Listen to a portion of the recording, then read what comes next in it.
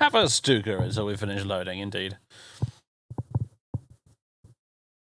A Stuka campaign could actually be quite entertaining, I have to admit. Mostly because instead of dogfighting all the time, you get to do a bit of ground attack, and also when the enemy does come at you, the Stuka's kind of weird and funny because it actually is quite agile.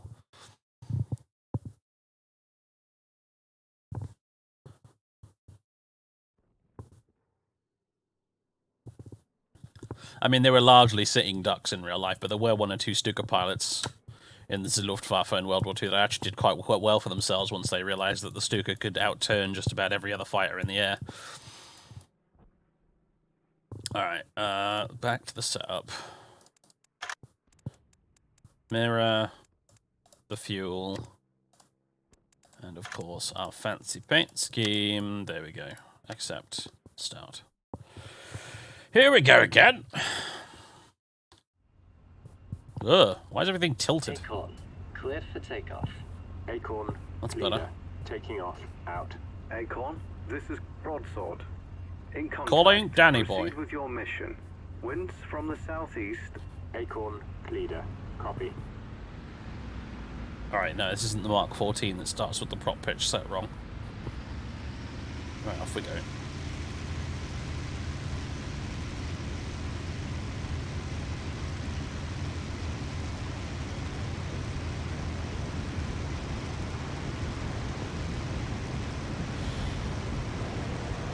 You're up. This is Acorn, leader, airborne, over. Acorn, proceed with your mission. Acorn, this is Broadsword. Objective completed. Return to base. Acorn, leader, Objective completed, you took off. Alright, let's take it around.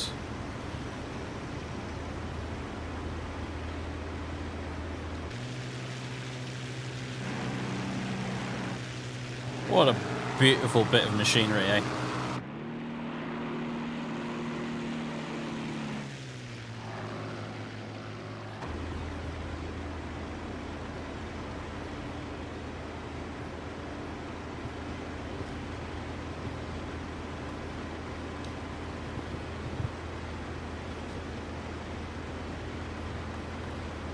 Spitfire go brrr, yes.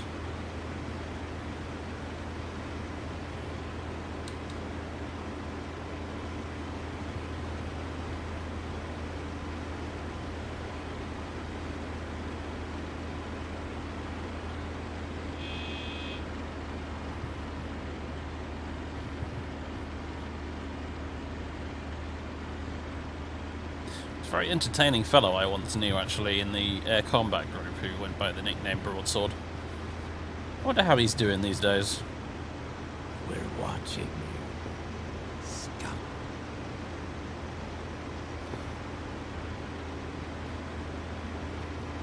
Hey, Barman.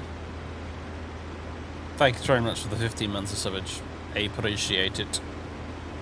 Muchly.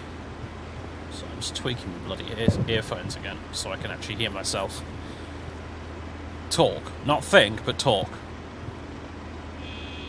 Alright. Acorn, this is Broadsword. In contact. Proceed with your mission. You're down. Winds from the southeast. Acorn, leader, copy.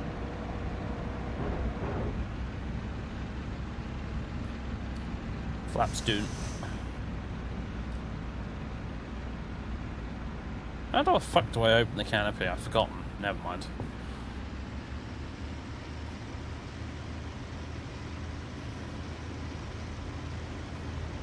Descend to landing at 105 miles per hour. It just seems too slow. But it's obviously not. Okay, here we go.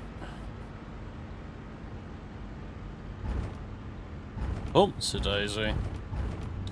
It's enough to make you weep.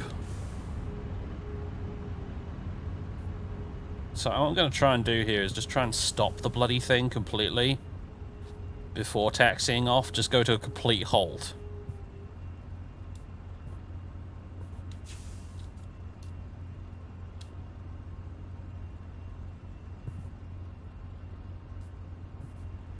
Seriously, what is it? Oh, it's right Alt and C to open the canopy, huh? Now I know. Right, flaps up. You can see these little doors on the side here. That's your indicator that the flaps are up or down. Right, here's the tricky bit. Now I've got to make a left turn off the runway without spinning the thing on the ground. Wealth beyond measure, Outlander. Oh, fantastic timing. What's that? Barman, thank you very much for that donation, dude. Let me log into Streamlabs and check out the message on that. I didn't have time to read it in that weird font.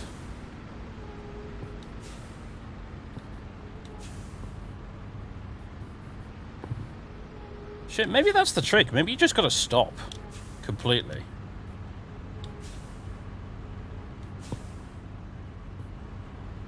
Maybe there's some weird, like, coding shenanigans going on with the way the ground handling works with this aeroplane. Like, if you don't stop the plane completely first before taxiing off the runway, it just starts behaving weirdly. Maybe we should put that theory to the test. I'll get back on the runway and take off again in a second, and we'll try it the way I normally do it. Off-roading in the Spitfire, yes, indeed. Alright, let me... Oh, God! No, don't do that. There we go. That's better. Right, let's see Streamlabs. Come here. Streamlabs login. Are you going to make me two-factor authenticate this? Yeah, you are, aren't you? Ah, God!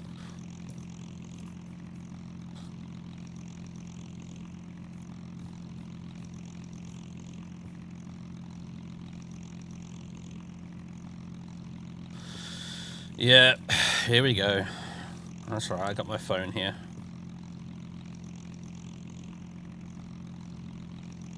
Okay. I almost read it out loud then, and I thought that's a bit of a silly thing to do. Not that it would actually matter, I suspect.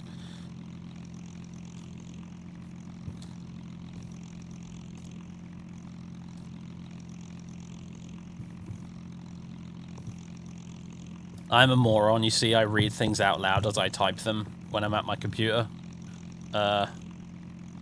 Which is an unfortunate habit if you happen to be on a microphone on the air. Right. Alert box. I think that's what we want.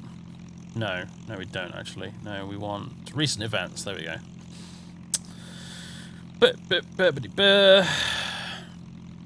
Just saw that you've officially lost 50 pounds. Watch your videos while working out, so thanks. Oh, that's awesome, dude. That's awesome, dude. News. That's awesome news, dude. Thank you very much for that donation. That was bloody generous of you. I really appreciate that. And yeah, congratulations, man. That's some hard fucking work. Take it from me. I know. I've been through that before, and I need to go through it again. Quite frankly, looking at my waistline these days. So, yeah, fair play, man. Well done.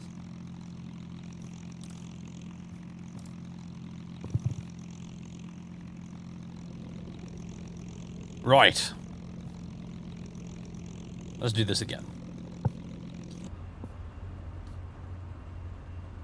What's the weather like at the minute? Wind-wise, I mean. Alright. Unpause the track out. And here we go again.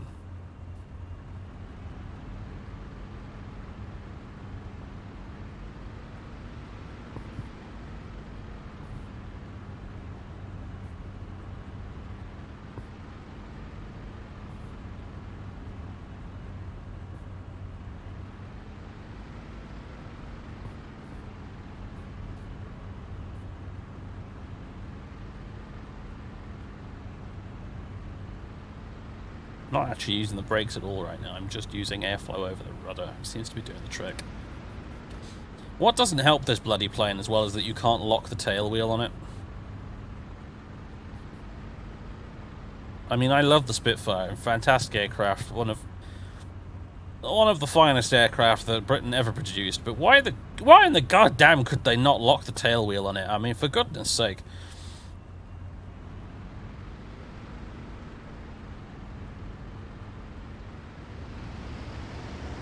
Alright, off we go. Ooh, weird bit of lag there. Not sure what that was about. Look at that airspeed needle leap up. Holy crap. This thing accelerates like nobody's business. Gear up. Acorn, this is Thunderbolt. Objective completed.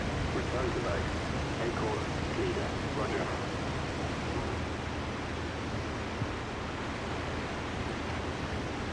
I do like the... Oh, God.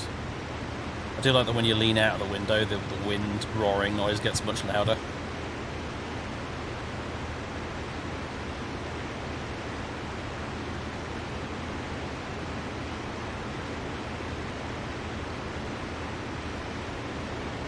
That bit of down elevator trim, keep this thing nice and level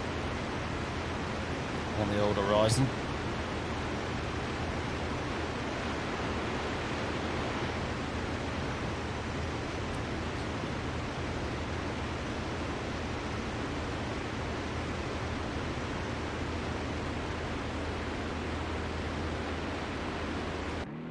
You're going fast. A bit faster than I meant to, actually, as a matter of fact.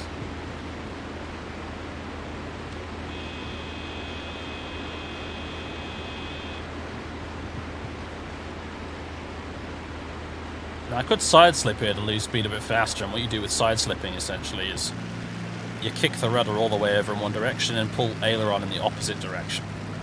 And essentially what the plane does is it flies slightly sideways through the air like a crab. Do you see that? And the resulting drag from that causes you to dramatically lose speed. So much to the point where I almost stalled there. Whoops.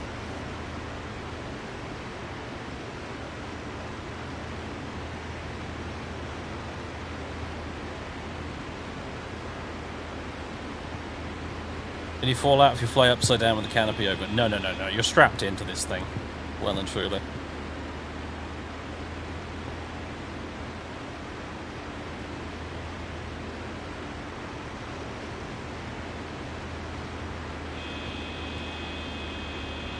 Also, centrifugal force is a thing. This is also true, yes.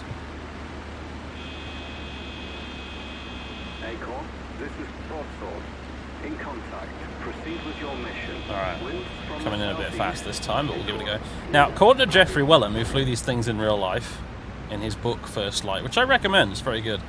As was pointed out by someone in the YouTube comments, I think this as well, the trick to landing one of these things was actually to make a curved approach like I just did there, so that you could see past the ruddy great nose.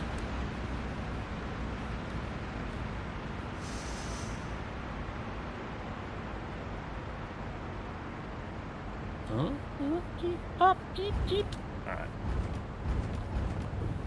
Not quite as tidy as last time. Alright.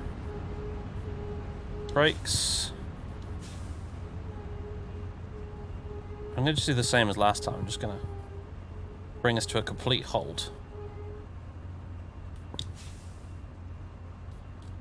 Pop the flaps back up. Take us off to the left here.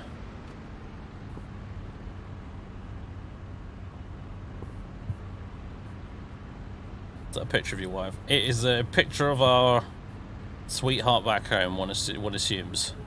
I believe it's an image that you can customize if you go into the game files, so we can put a little picture of Chonkbird down there if we wanted to. I have not been able to locate where the file is actually stored though, so...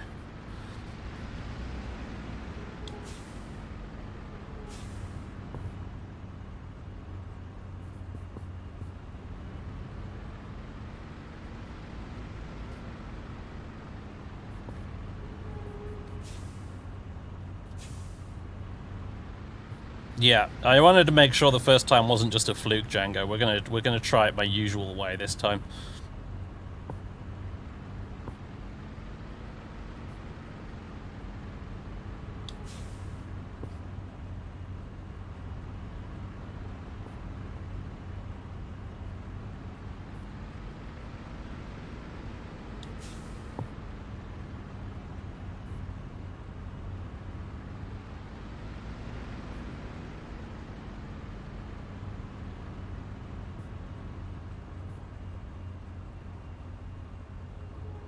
This game desperately needs some anisotropic filtering. Like, what is going on with that runway texture out in front of us? Oh, for goodness sake, trucker. Oh, please don't do that. Like, look at that. Ugh.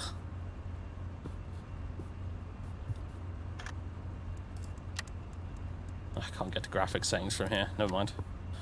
Right.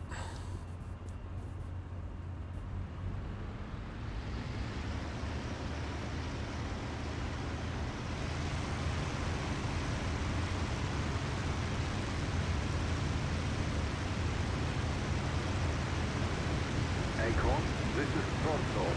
Objective Go again. completed. Return to base. Acorn, leader. Roger.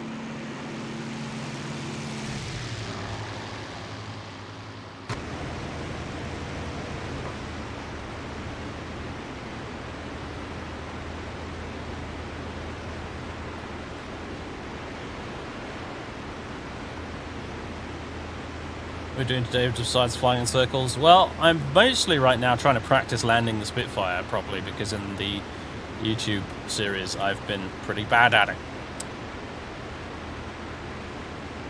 And after I'm satisfied with this, I don't know, I might jump into some other planes and fly those for a bit just for giggles.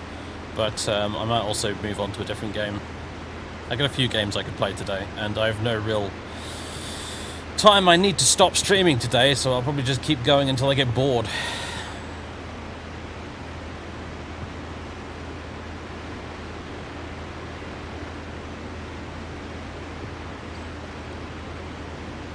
Test out the feasibility of a Stuka campaign.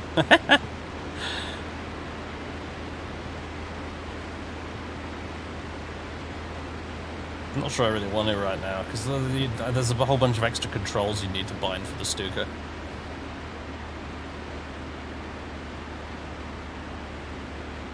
That sounds like too much of a faff today for me. Good one, Boris. Very funny. That's good gear down.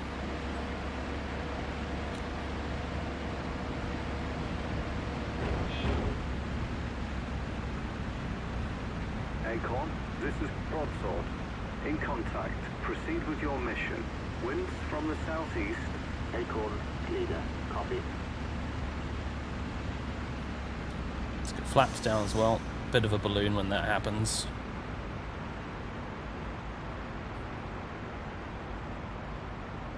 Again, trying to keep this as a curving approach. As long as I can. Because as you can see, we completely lose sight of the runway. Otherwise,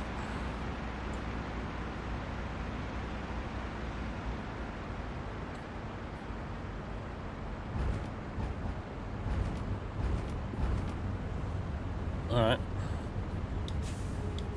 So normally I tap the brakes instead of holding them.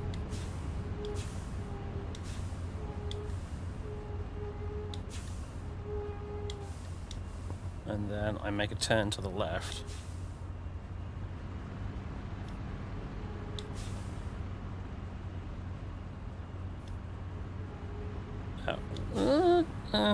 Okay.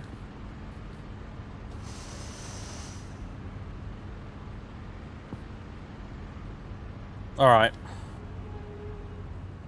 I'll be honest, I don't have any answers.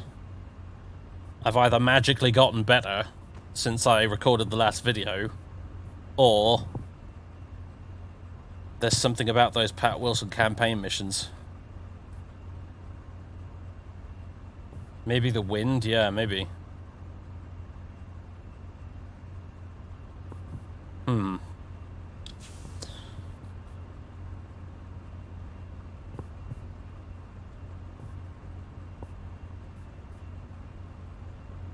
What if we try a crosswind landing then?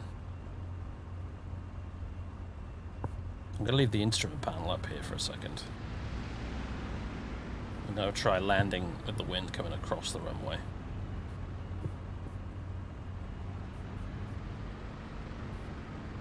See if maybe that's the culprit.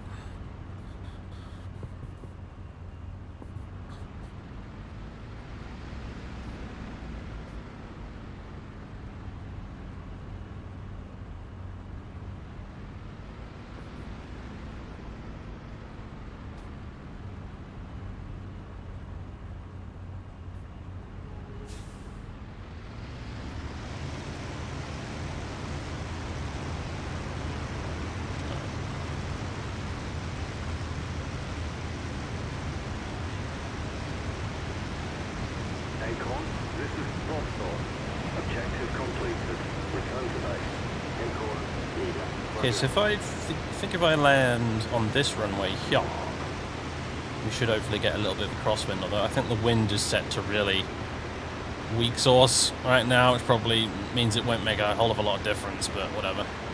Is there a windsock down there somewhere? Because that would probably help.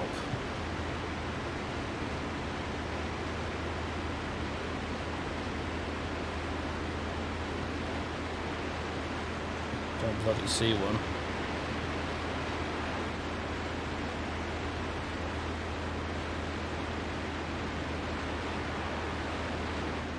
Ah, whatever.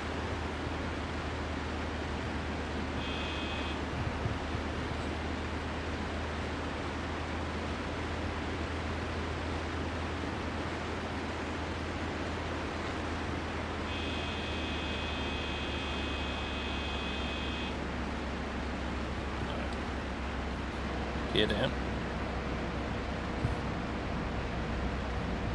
If that green light, there it is.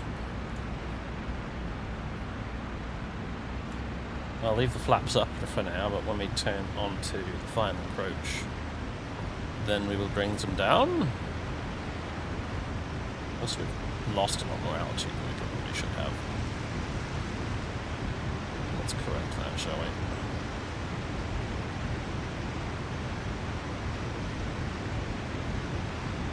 That's better.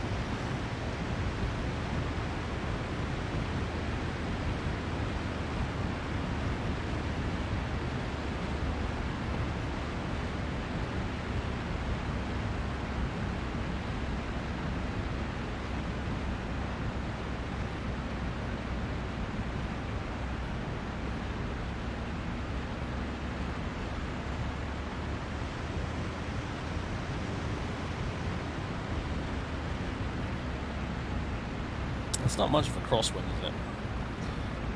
Looking at the indicator. Oh, for goodness sake. Right, don't lean out of the left-hand side. The track AR thing just goes weird when I do. Right. Whoa, wibbly wobbly.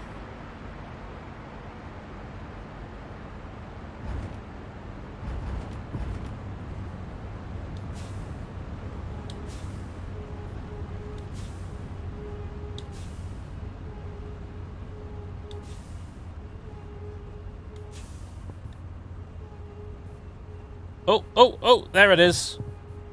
There's the signature Gaston maneuver.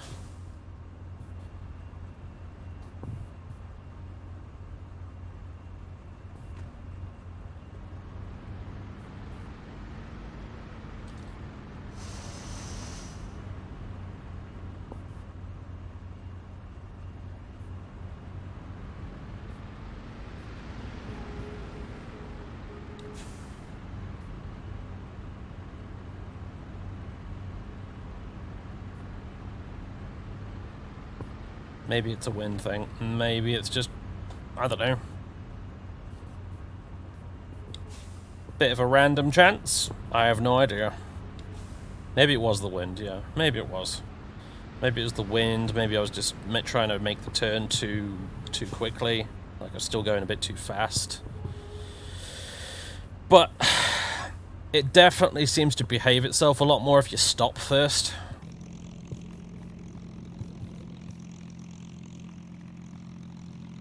Gaston just thinks it looks cool. I mean, it looks less cool if you break the aeroplane in the process, if I'm honest. So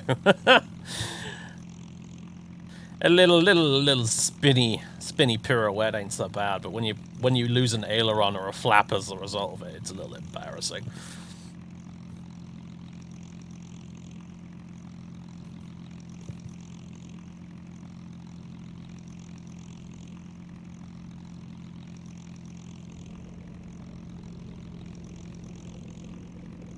Just like a rock star trashing their guitar at the end of a concert. I like the way you think. Engine off. My curiosity's been satisfied. I think I'm just going to have to pay attention to the wind and just try and make sure I stop on the runway before I get off it. And hopefully we should be good.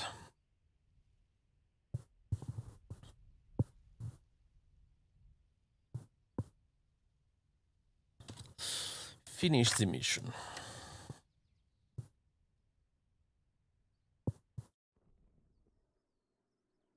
We're watching you. Events log. Scum. Whee! Round and round in circles. Letters! Thank you very much. Hope you have a better week ahead of you. Me too, man. Me too. But thank you for the year of subbage. I appreciate it. Should we fly something else while we're here? Certainly could do, I suppose. We're watching you. What should I fly, guys? Scum. We have all these allied planes, and we have the Germans as well. There's a Japanese flag there, which makes me think at some point they're going to add the Pacific. But not right now. There are no Japanese planes.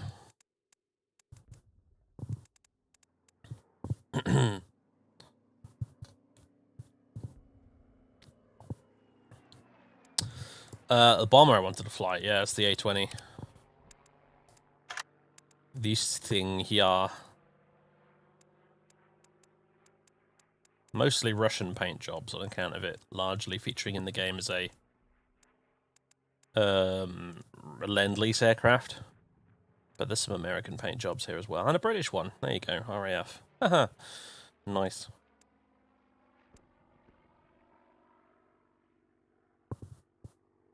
Be impressed if I can spin one of these on landing. Yeah. Your American self-votes Mustang. Do you know I haven't tried the Mustang in this game yet? Oh, nice, the D-Day stripes. I like that.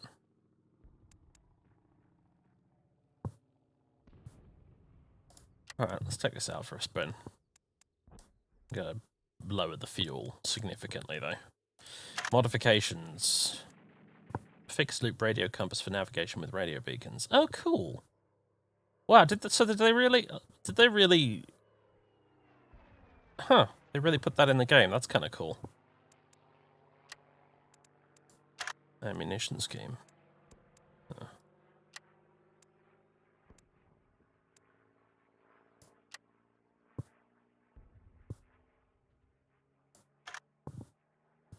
Let's have a bit more wind.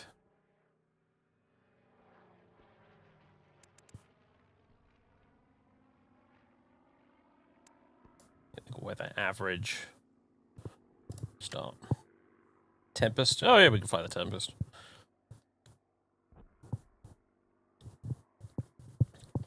Can one fly a Meteor in this game? No, you can't, I'm afraid.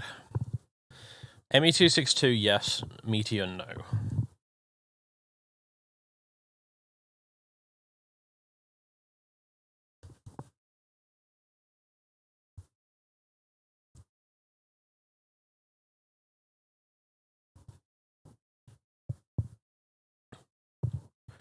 Meteor is your favourite plane ever.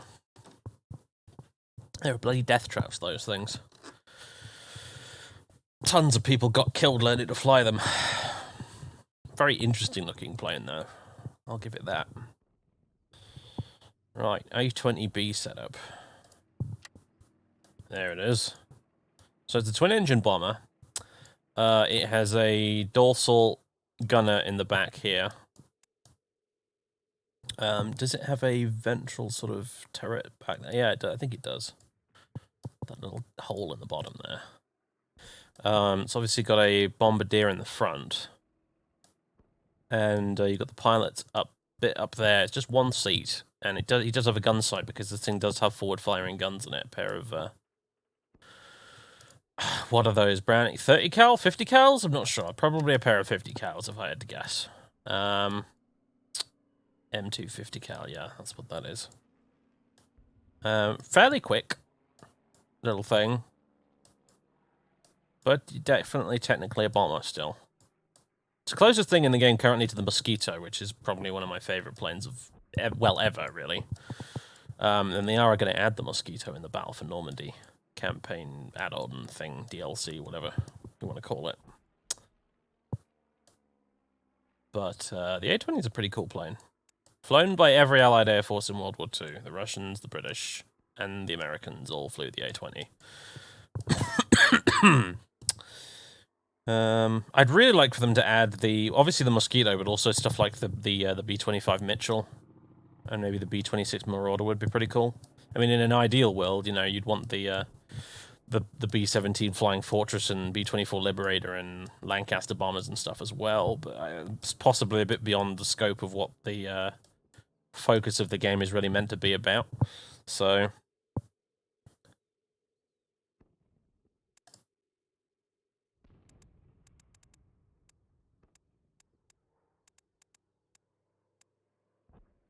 prototype, polished metal finish. Ah, that's pretty cool. Miss Burma, ah, there we go. If you watch the YouTube videos, you may recognize that paint job. Wahoo is the name of this one. Wahoo! I'm guessing this is like a North Africa paint job, if I had to assume. Night Interdiction. Assigned to the 422nd Night Fighter Squadron. Cool. So it was used as a night fighter as well as a bomber. That's pretty interesting when you think about it. Anyway, mind you, that was true of a few planes, actually. I think the Mosquito was also used as a night fighter, and I think the Ju-88 for the Germans was also used as a night fighter. So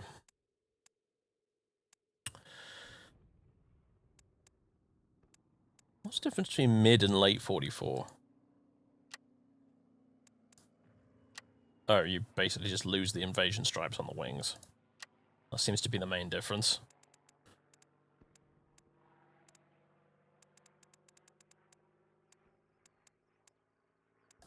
So the D-Day one. Right. Is there an ME-262 there? Yeah, there is in the game.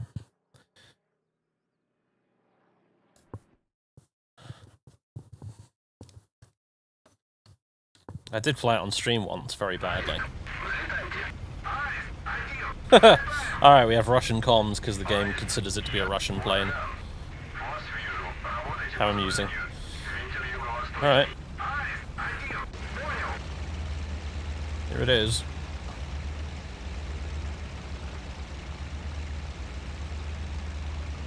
I see those chaps in the tower today are speaking awfully strange language. Must be the Polish again.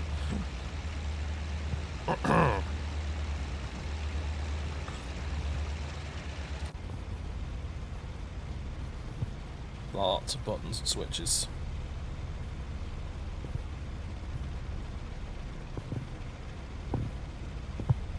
Not much in the way of rear visibility, but I suppose you do have a gunner back there who's able to see behind.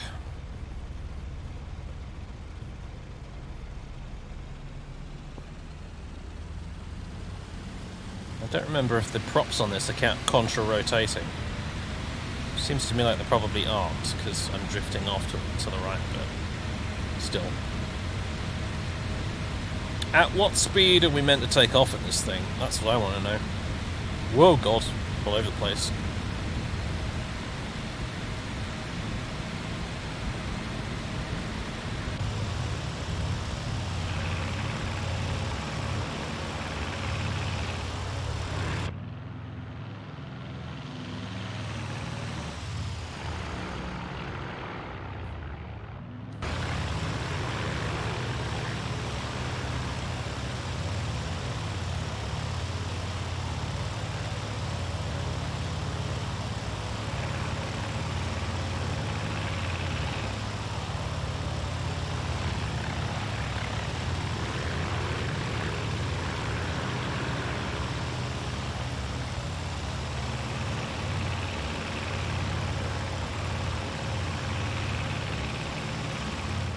Whoops, there's the wrong button.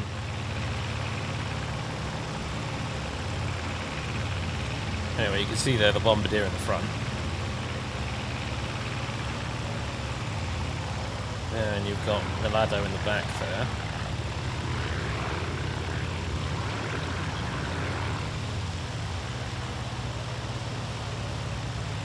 And then... oh, nothing in the bottom.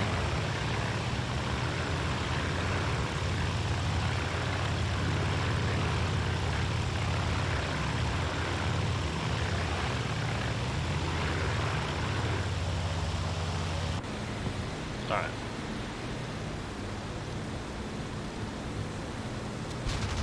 And yeah, we do have forward firing guns. Not much, just a pair of Brownings, but it's better than nothing in an emergency. And it's quite agile, really, for a twin-engine bomber.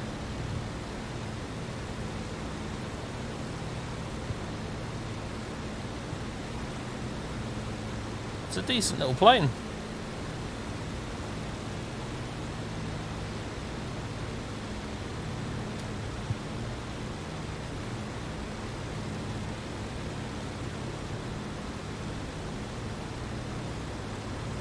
What's our speed at the minute? Is this in miles per hour or kilometers per hour? Who knows?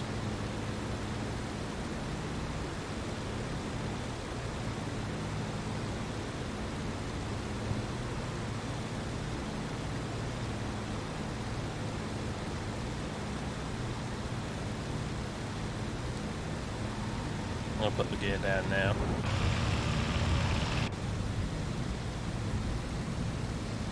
Extend the flaps fully.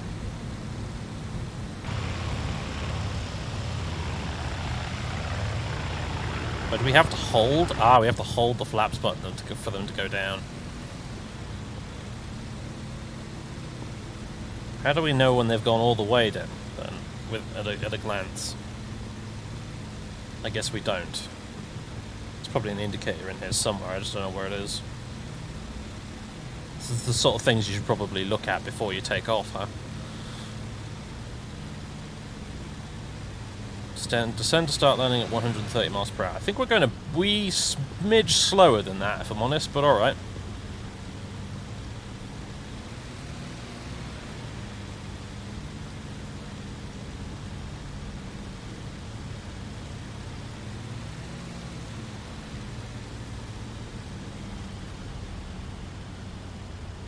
Bonk.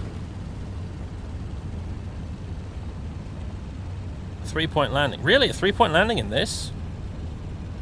With a tricycle undercarriage? That surprises me, if I'm honest. But okay.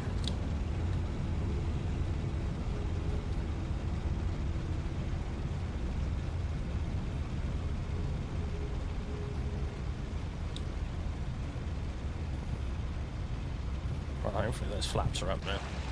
Yeah. Because, off we go. We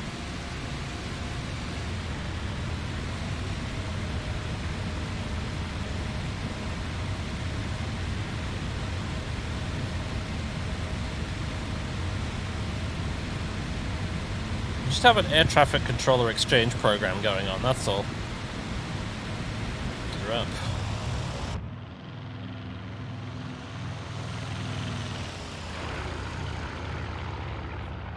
I'm not sure about the sounds on this thing, you know. Sounds like suspiciously similar to the biplanes from Rise of Flight.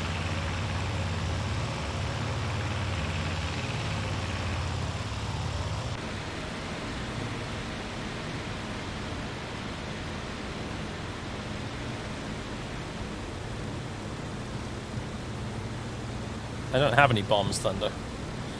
I'm just flying around and taking off and landing in various planes for giggles.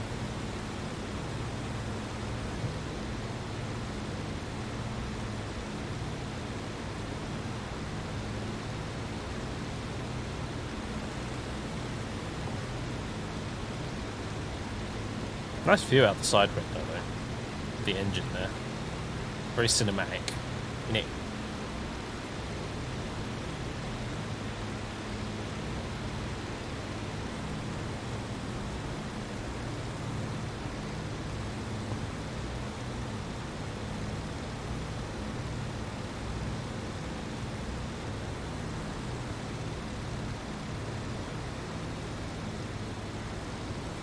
Also, we could not do that, Dean.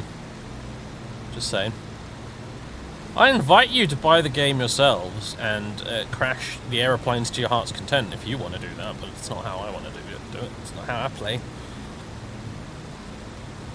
And this is my damn stream.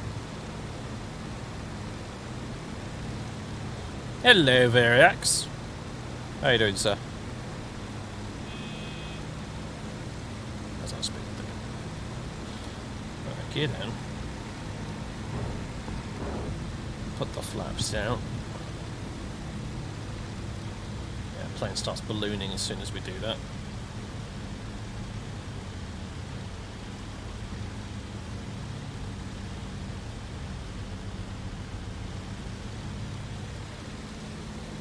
See if we can do a bit better this time.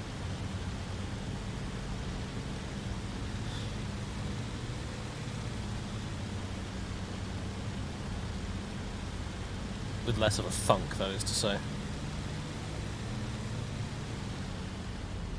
It says a 3-point landing, but I don't know, honestly.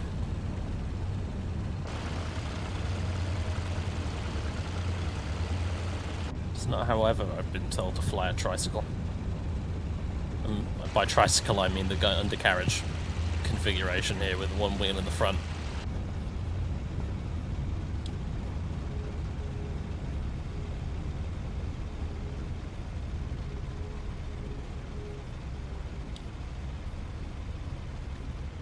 Question is, can I taxi this without ground looping it, unlike the Spitfire? Yeah, the answer is yes, because it's not a Spitfire.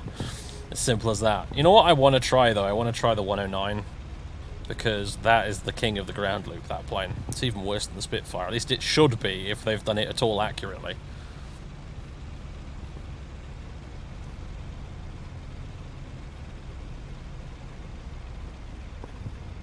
Can you open any kind of canopy in this thing? Oh, you can open the window. Oh, and oh right, yeah, no, the top bit comes off. All right, cool. Huh. All right, engine's off.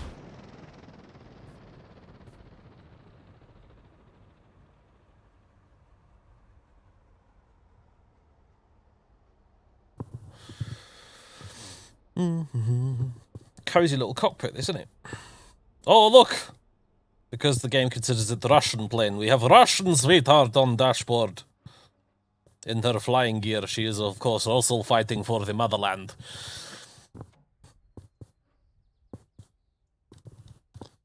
Right. Oh, I forgot to put the flaps up. Whoops. Never mind. Anyway, cool plane. I like the A20. I wish it had some better sounds in the game. That's the only thing I don't like about it, actually, in this, is its engine sound are a bit of a wet fart, but aside from that, it's a cool plane. Right. We got sunroof, yeah.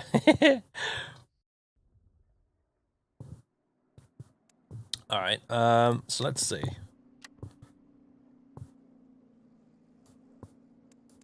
Your plane, Axis. We have a lot of FW190s and a few 109s to choose from. Let's go with the... the G6. Yeah, that's the Battle of Normandy, the G6. As it says down there. I have it because I've pre-ordered Battle of Normandy, so I get early access to it. Same with the Spitfire Mark 14. So, sorry, let's try the G6 in that case. Start on the runway. Yes, you can actually do an Italian career in this game with the old Matchy. It's on the Eastern Front though, so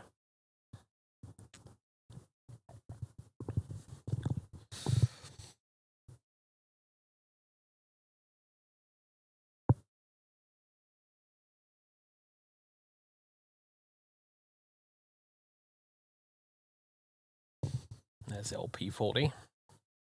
Blowing up on BF-109G, or F, one of the two.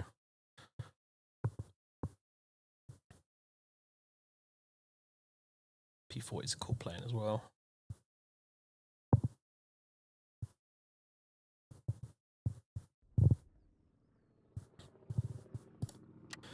Right, let's have a look at this monstrosity.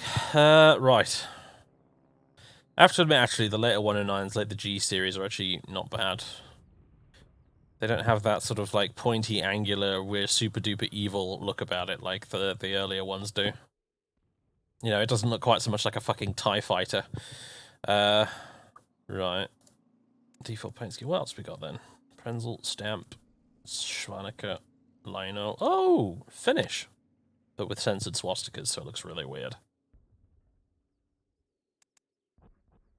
Maybe I can get a mod to remove, to uncensor the swastikas, because a Finnish campaign in a 109G could be kind of fun. There's a Romanian 109.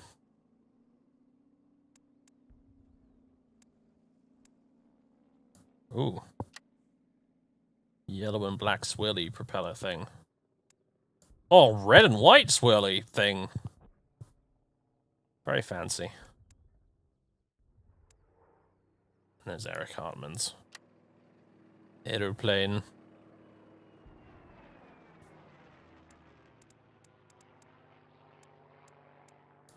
I'm honestly fine with the default. Like the spinny, spirally nose cone thing. Prop hub. Can you do any modifications to this? Oh boy, can you do modifications for this. Okay. MW50 water methanol mixture injection system.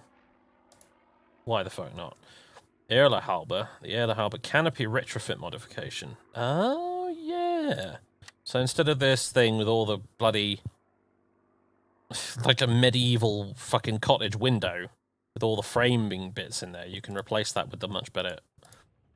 Still not brilliant, but definitely better Erla canopy, which looks like that.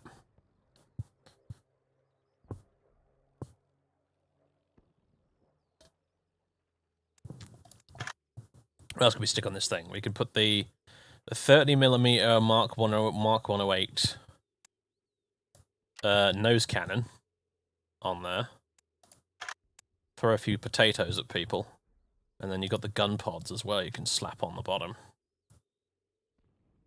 The giggle. Yeah, why the hell not? Try and land this thing with the gun pods and everything. What's that? Oh, rockets! Oh, cool! Oh, I didn't realize you could put rockets on these things. Oh, those are the weird ones that were like for shooting down enemy bombers, weren't they? They weren't like ground attack rockets. They were like... use those to blow up B-17's rockets, I think. And of course you can put a big-ass bomb on it. Or a bunch of little bombs. With that bomb rack, yeah. As someone mentioned in the chat.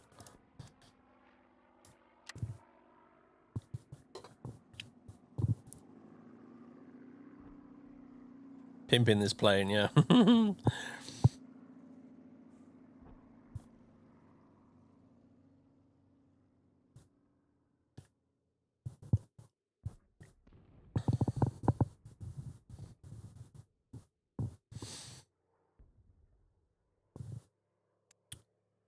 Alright, accept.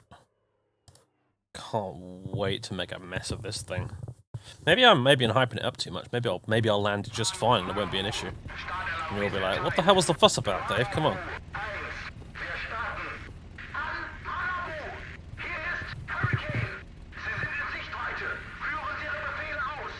Loud, angry German shouting! Yes, lots and lots of it! Come on!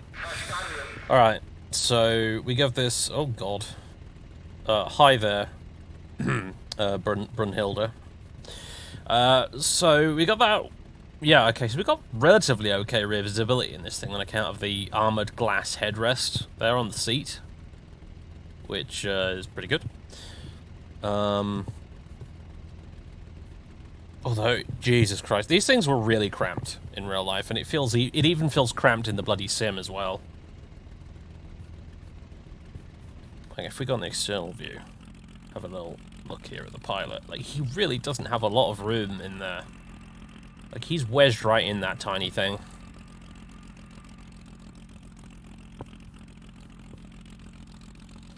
I'm a big dude. I'm like 6'3", and I got a bit of a wide waistline. There's no way I'd fit in one of these things.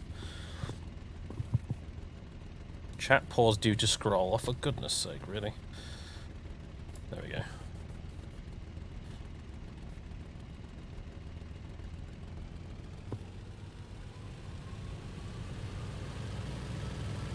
Alright, off we go. Already veering off in the wrong direction. Oh boy. Oh. Alright, so far so good. Where's the speed gauge? Oh, it's there. We're at the bottom for some reason. The fucking compass is where the speed gauge ought to bloody be. German engineering. Fucking hell. Alright, we're all up and away.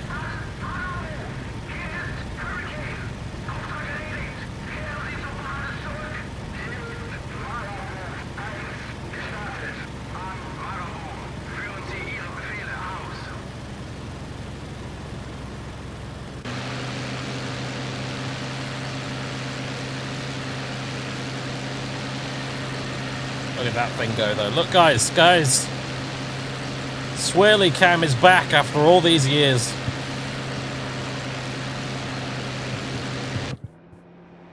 At least the sounds on this thing are much better than the A20.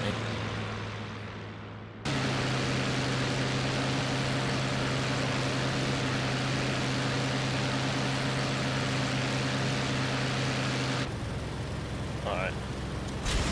Boom! That's a lot of gun right there.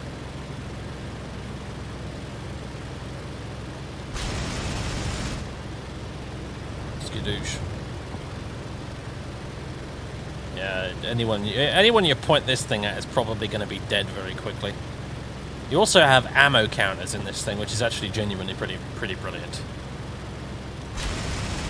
See, you watch them go when I fire the guns.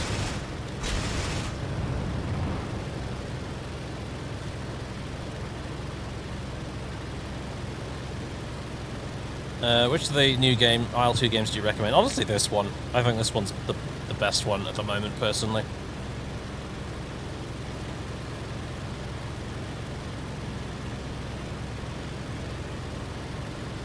Didn't used to be the case. When Battle of Stalingrad originally came out, it was a bit of a hot mess, honestly, with not a lot of replay value, but nowadays, yeah, it's pretty darn good, frankly. Putterov, thank you very much for those gift subs, man. Very generous. Right, now I'm going to guess with all this fancy advanced German technology, you still have to hand crank the flaps down, am I right? Oh yes, look at that, I'm correct. They have a little wooden wheel. Alright, how in the goddamn... I'm way too high. And not in the good way. Alright, let's sidestep this thing. God, look at it wobble around. It's an unruly little fucker, this plane, isn't it? Right. We're watching. I'm going to put the gear down. I have no idea of what speed I'm supposed to do that at. Keep winding the flaps down.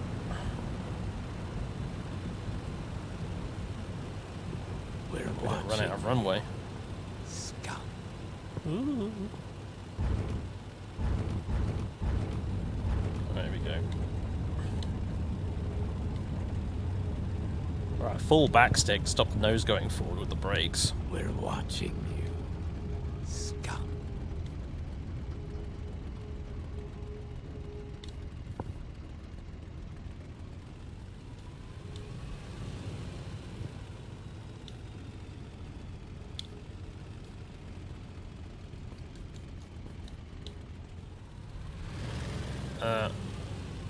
Can we... Oh, let me guess. The tail wheel's locked, isn't it? I bet you anything. I actually can't see because the bloody grass is in the way. But I bet that's why I'm not turning. Settings. Basic options. No. Key mapping, that's what we want.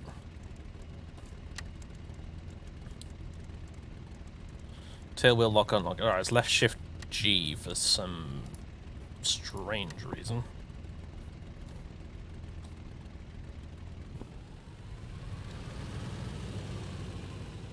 Okay, yeah, now we're rotating. Oh, fucking hell. Here we go. Whee! Yeah, there we are. Graceful little lovely pirouette.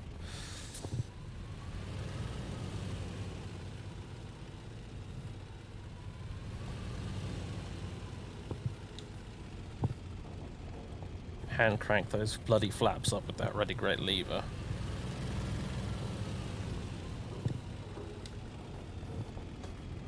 Does this thing have toe brakes? It does, doesn't it? Yeah. Unlike the British planes. So I can just brake the right wheel and not the left one. Not that it seems to be helping a great deal. Oh boy, here we go again. Hey, woohoo! And I just broke the engine. Good stuff! Good stuff. It thinks the oil got a bit too hot. Oops.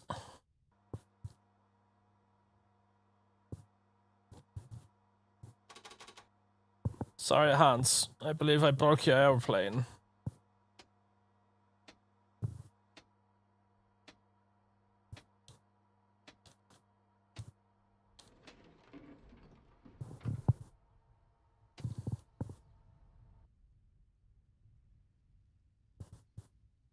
The engine broke, yeah.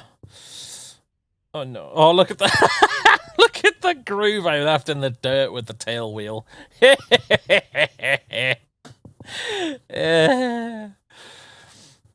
I have quite literally left my mark on this airfield. Marvelous. Yeah, the 109 is kind of... It do be like that.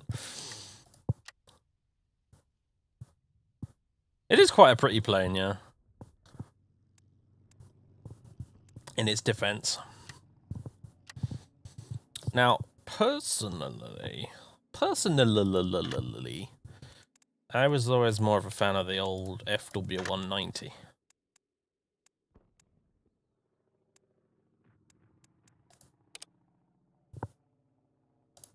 Let's see how that compares.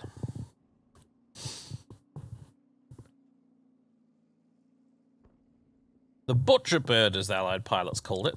The FW190.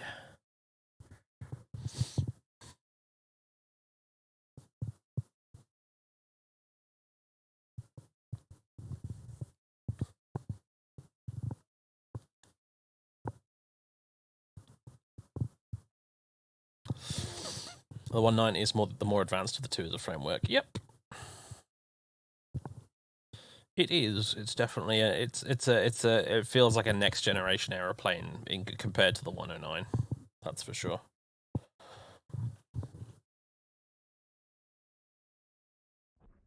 That's not to say I'm any good at flying the damn thing. In fact, I'm quite abysmal at flying the FW190, but I always quite liked it.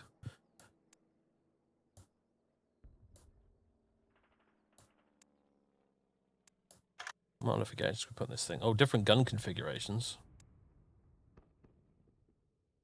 Interesting.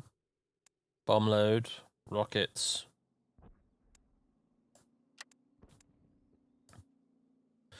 So different schemes here. Josef Priller. Oh yeah, this is the guy who did that. Yeah, he did that raid on the landing beaches on D-Day.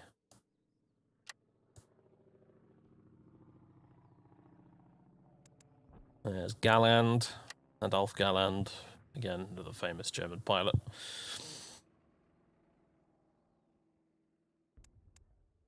Shot with the I know I recognize this one just because I recognize the checkered canopy, because it's a bit unusual. Because like usually that was an American thing.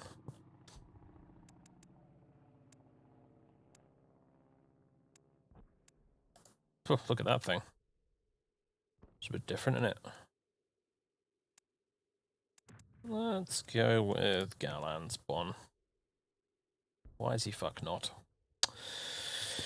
Let's see. Have I read Adolf Galland's book, The First and the Last? I've read bits of it, yeah. Pretty interesting read, that's for sure.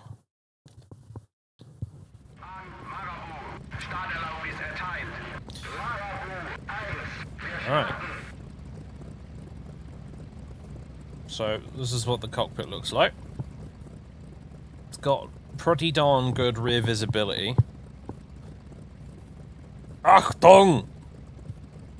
Haubenabwurf durch Sprengladung. Abwurfhebel nicht berühren. Im Probefall vorherige Sicherung des Schlagbolzens. Whatever that means. Sounds like the bloody joke from Monty Python. Okay.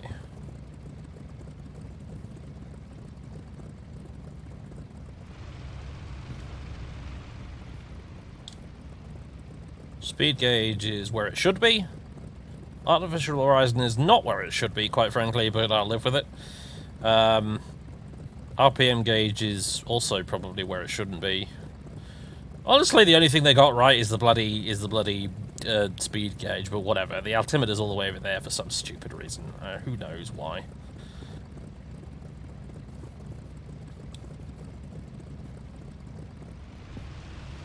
But let's go. Oh my god, okay.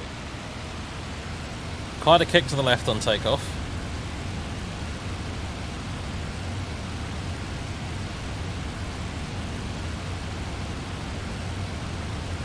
Takeoff speed achieved, about 200 kph, looks like. Gear and up and.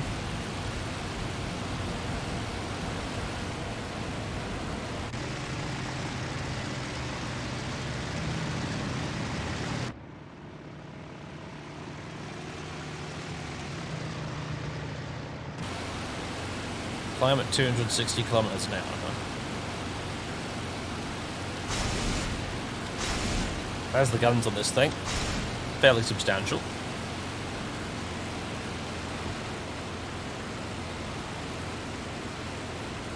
I do like this sort of proto-bubble canopy it has, although the big, massive...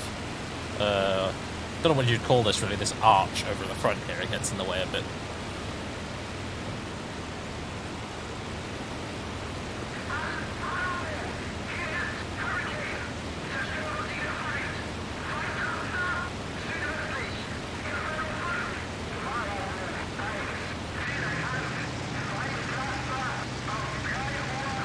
It's just quite a pretty aeroplane.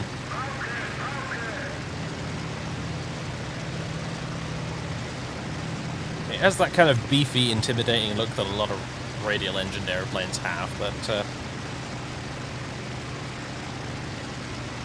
it's nevertheless quite pretty. It of course has that incredible rate of roll that the plane was famous for.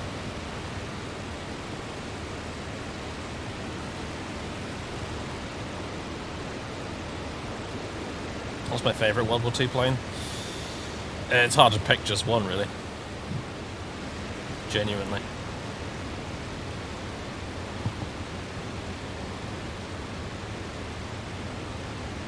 A big thing about this plane is it can't turn for toffee.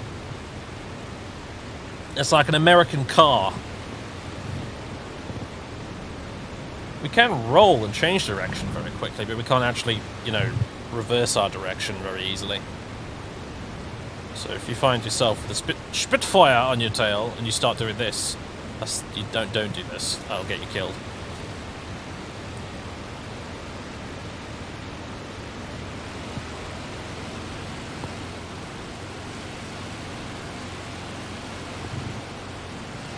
Where's the temperature gauge in this thing? It's down there, isn't it? Well, that's one of the temperature gauges, anyway. Whee! Do a little stall here.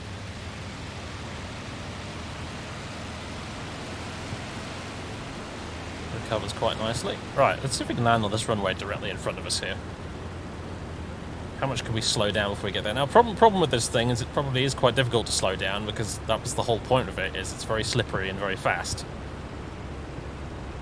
It's not supposed to bleed off speed in a hurry, really, but we'll give it a try. It's also very squirrely at low speed. And, as usual in one of these planes, you can't see very far over the nose. We're still going 300 kph, fucking hell. Slow down!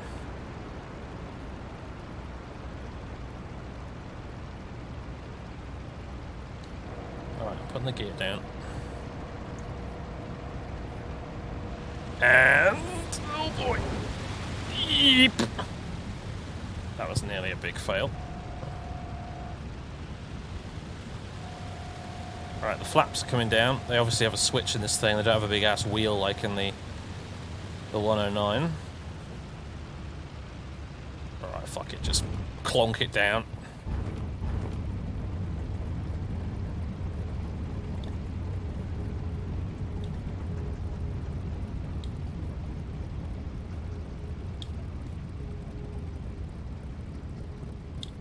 You can do it. Come on, little plane. You can do it. It's alright. You can stay. Don't loop! Don't fucking loop! There we go, right. Just come completely to a stop. Whew. Crank the window open. It shows which aeroplanes you play and don't play with you. It's not my fault the Germans made their aircraft tricky to land.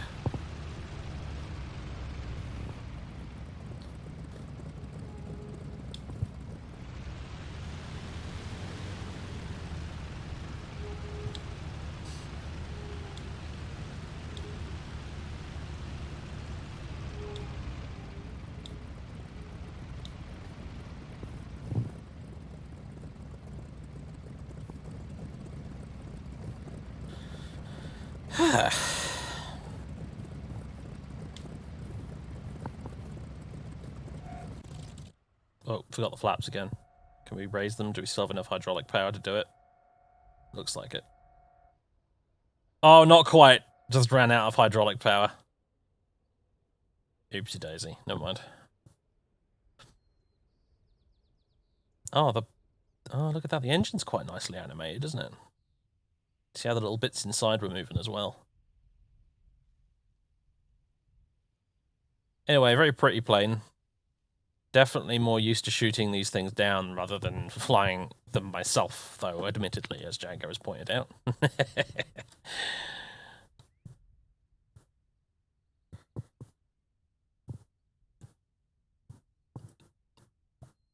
Anyway, so if we finish the mission...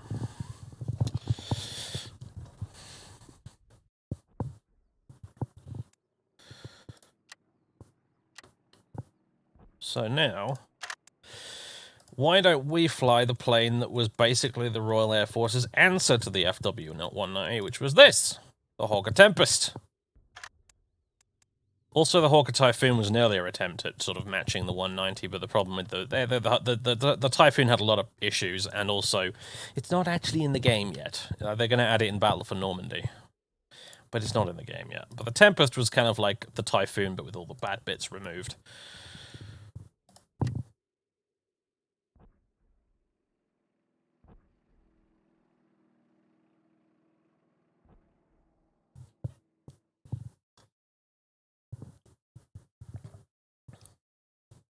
Well, it's not just dive brakes, Django. It's dive brakes, it's the siren thingy. It is controls for actually, you know, switching to the rear gunner and using his gun and stuff, occasionally.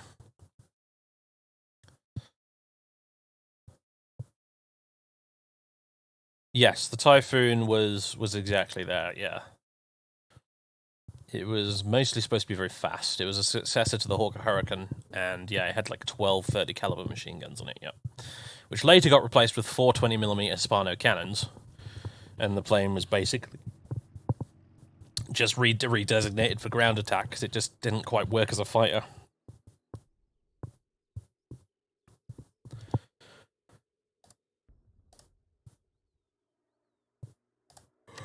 But this was the Tempest, which was what came after the Typhoon, and it was a downside better.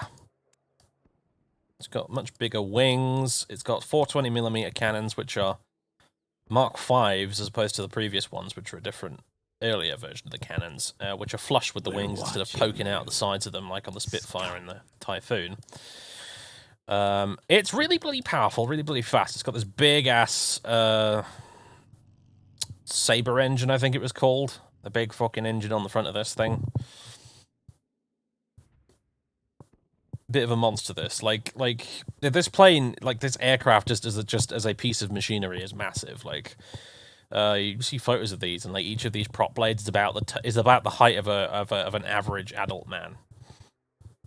each of those. There's some photos you can find online of like a whole squadron posing for a group shot in front of one of their Tempests, and there's a guy stood on the top, on the nose there, and he's holding on to one of the propeller blades, and it's about as tall as he is.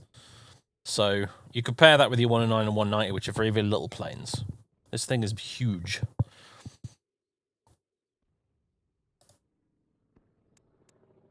Anyway, oh, there's good old Klosterman again. Yeah, Pierre Klosterman. He also flew Tempests at the end of the war. And that was what his plane looked like.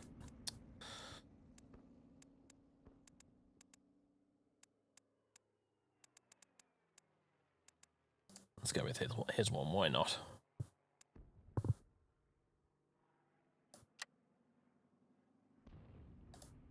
Oh, any modifications? Sabre 2A engine with a bit of extra boost, why not?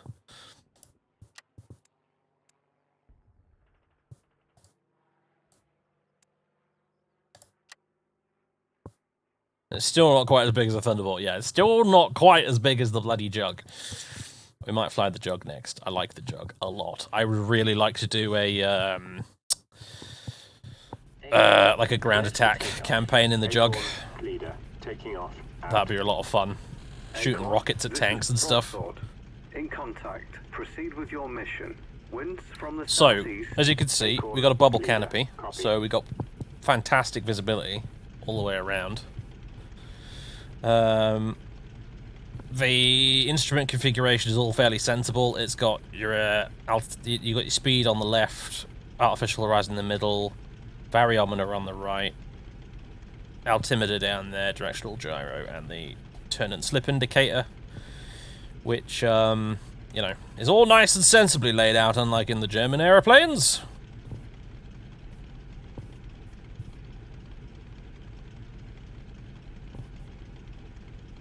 And yeah, it all has a slightly messy, bodged together feel on the inside,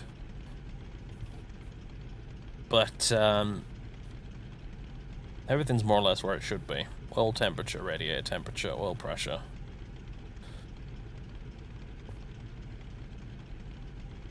There's the radio on the left there. There's the undercarriage indicator, because this thing has a tail wheel that actually retracts, which is pretty darn cool. Gives us a bit of extra speed after all, because there's not as much drag. You got the clock, and then the brakes, the pneumatic indicator basically, because the brakes are pneumatic, and then the oxygen stuff. And as you can see, the gun sight, the collimated gun sight, whatever you want to call it, is projected directly onto the front of the canopy, instead of having a separate piece of glass mounted in front there, which is also kind of neat.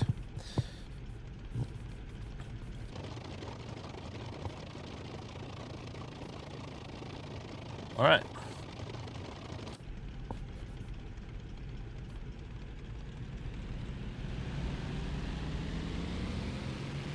Whoa, okay. It likes to go kick to the right or take off, apparently. Yeah. Okay, we're good now. Let's take it back over to the left here. There we are, beautiful. Up we go. You're up. This is Acorn, leader, airborne, over. Acorn, proceed with your mission. Acorn, this is Broadsword. Objective completed. Return to base. Acorn, leader, roger.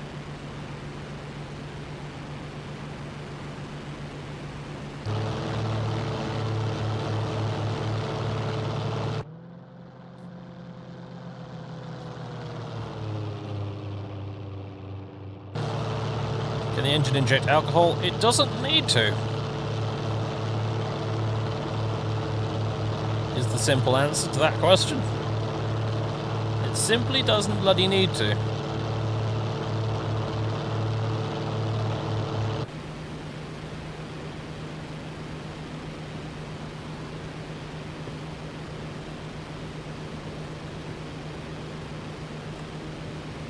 See how fast we can get this thing to go at ground level here.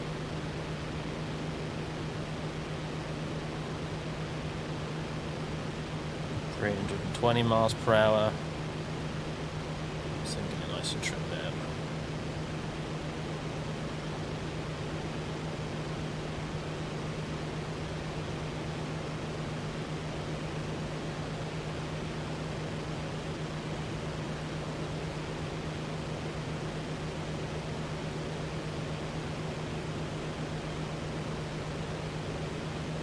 Pushing 360.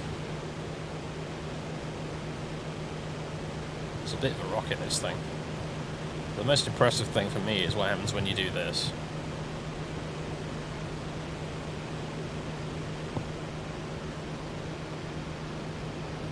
Look at the clouds just whiz by. Looks like we're going into orbit. Whee!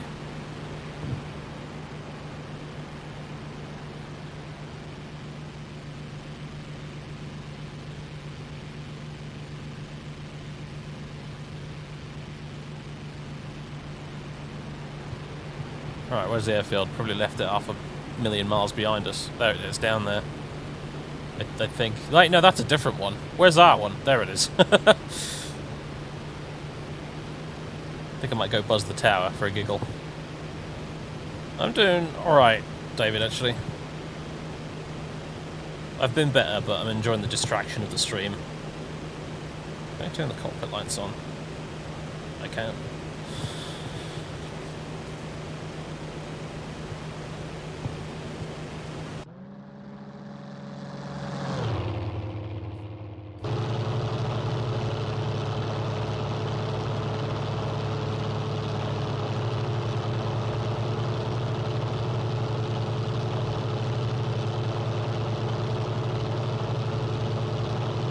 Got an interview this week, I'll hide on the spot. Congratulations, man.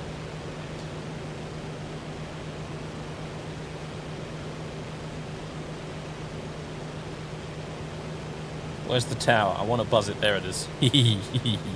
Also, there's your cannons. Much like in the Spitfire, it's just got an extra one of each. And no piddling machine guns. Although not a ton of ammo though, so you'd have to be kind of sensible with it. Whee! Somebody just spilled their coffee.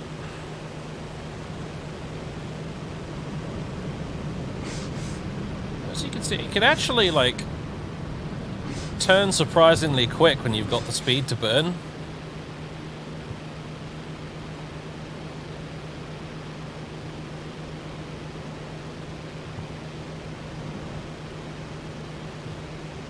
Good roll rate too.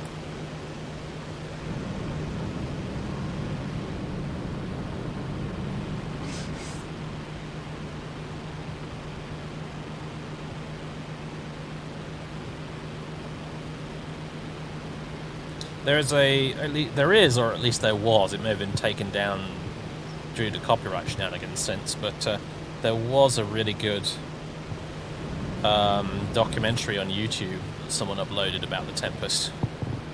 Lots of interviews with people who actually flew the thing.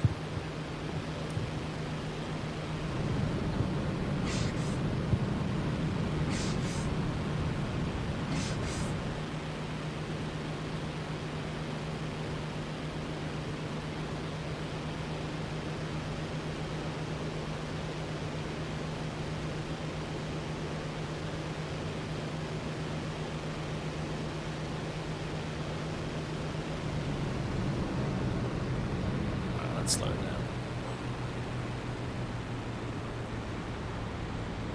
It can bleed its speed a lot more easily than the 190 does, that's for sure. Which is a good and a bad thing, I suppose. It's got a lot more probably parasitic drag to work with than the 190, admittedly. But it sort of gets away with it because it has a better engine.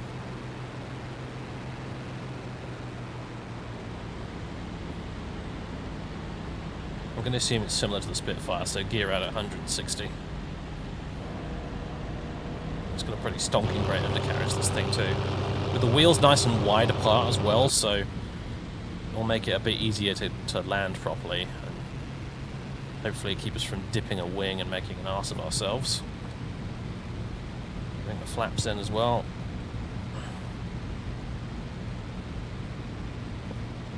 rather bring the flaps out, I suppose.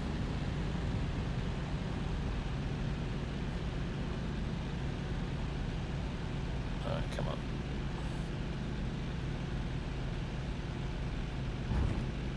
Ooh. Bouncy, bouncy, bounce.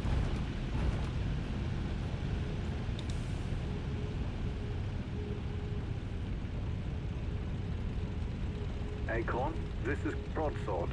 Objective completed. Return to base. Acorn, leader. Roger. Probably could land it on the grass, actually, but it might be a bit trickier.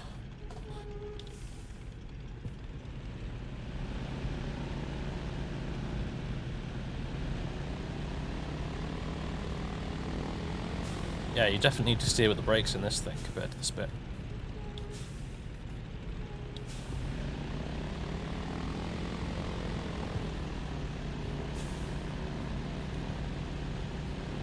Bring the flaps back up. Now this is a Hawker plane, so it should have a flaps indicator somewhere. Hurricane certainly had one. Just don't know where it is. Oh look, there's the lever, you can see there. The valve. Which goes down and up. Where did they put the indicator for it though? There even is one.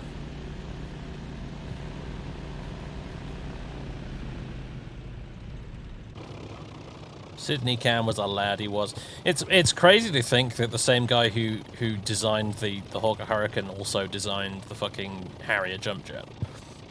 Really. Isn't that a bit bonkers when you think about it?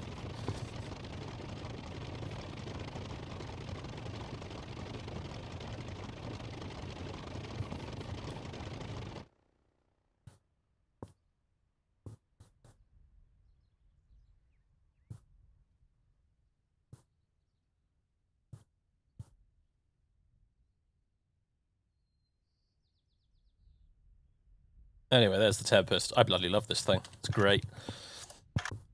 I really, I'd seriously considered doing that for the Let's Play on YouTube instead of the Spitfire.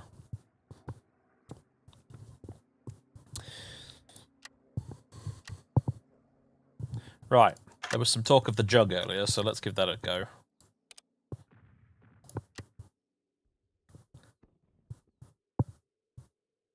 No crashes for you, Pete. I mean, yeah, a couple of close calls. But no crashes just yet.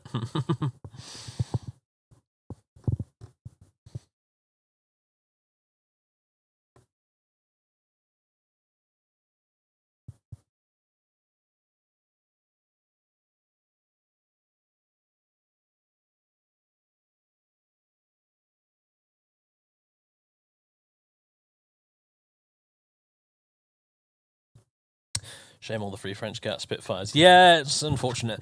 Now, having said that, in Pat Wilson's campaign generator, Gaston could totally get a transfer to a different squadron that is flying Tempests at some point. So we could do that. There it is.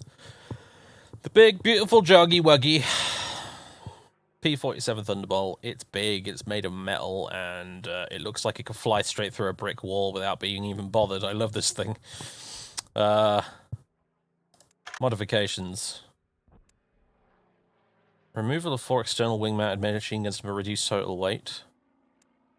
Removal of 2 external wing-mounted... Yeah, it has 8 50 cal machine guns by default, which is pretty mental. Additional ammo for each gun.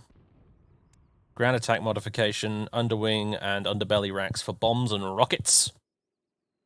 The gyro gun sight. The radio compass, mirror, 150 grade fuel. Let's put the gyro gun sight on. I don't really like it, to be honest with you, the old gyro gun sight, but whatever. Ground attack modification. Oh boy, you could put a lot of bombs on this thing, that's for sure. 2,000 pounders and some rockets.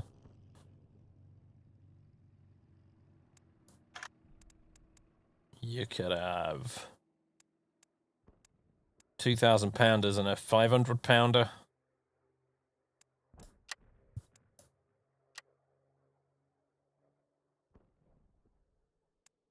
Big bada boom. 2,000 pounders, one 500 pounder, and 6 rockets.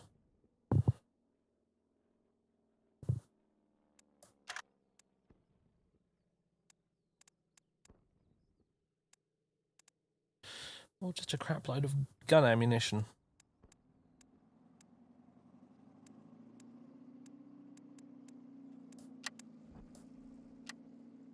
What paint schemes we got for this thing then? We got Dorothy.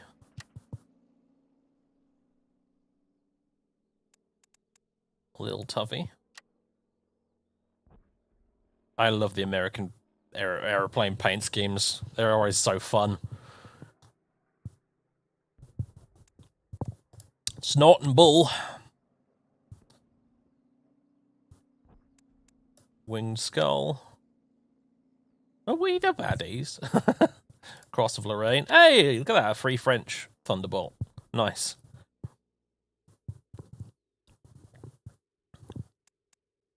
Ratatat. I might have seen this one in real life. I don't remember for sure, because it's been a long time. But I think I might have seen this one in real life. It was either this one, or it was one with the black and white checkers on the front, on the cowling. Deacon Dandy. Billy. Berman. Oh, it's is this New Zealand? Oh no, it's RAF. It's just it's in the Far East. Color scheme. Oh, what? Why do you keep doing this, Twitch? Like, chat pause due to scroll. I'm not scrolling. Brazilian Air Force in Italy, September 1944 to April 1945. Of course, yeah, the Brazilians actually fought in Italy. Something which often is forgotten.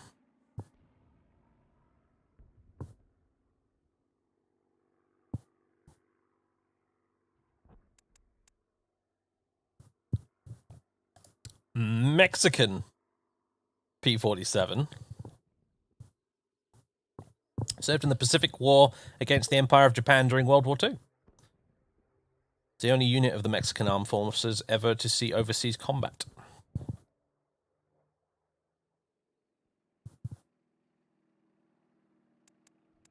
Passionate Patsy. There she is. And then a generic RAF one, because the RAF did fly these things as well. Under the designation of a Thunderbolt Mark II, I think, this technically. And then, of course, the Russians got their hands on a few for Lend-Lease, I think. Right. What do we want to fly it with? I quite like Ratatat. That's just looks superb. I love the checkered cowling. It's very orky. So, I like this one. It's got some fancy gubbins on the front.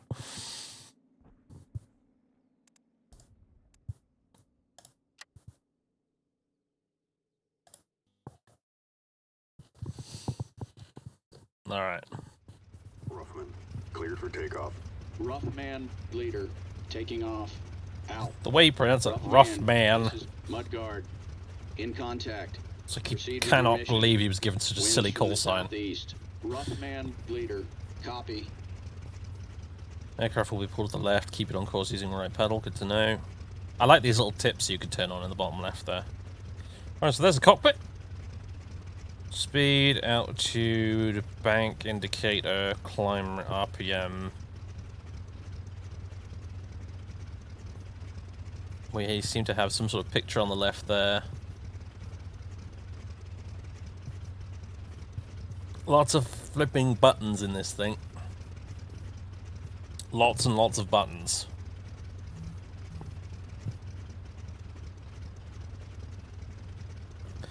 There's manifold pressure. Where's our temperature gauge? That is the cylinder head temperature, I imagine, in this thing. Green arc, military power. Yellow arc, war emergency power. Okay.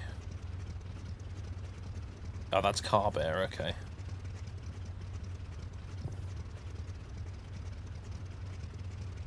Guess that's the temp maybe there. Fuel, oil. Oh no, there's cylinder temperature. There we go. Cylinder head temperature. That's the one to keep an eye on. Okay.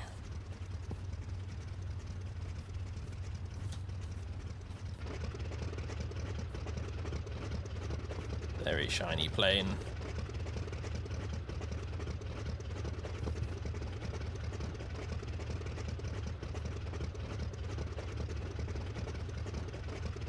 Right, let's go.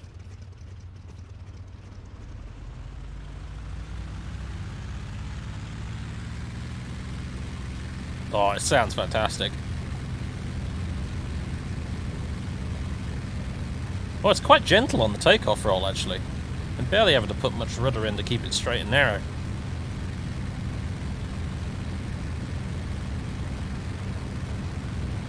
Oh, cowl flaps opening at the front there, I like that.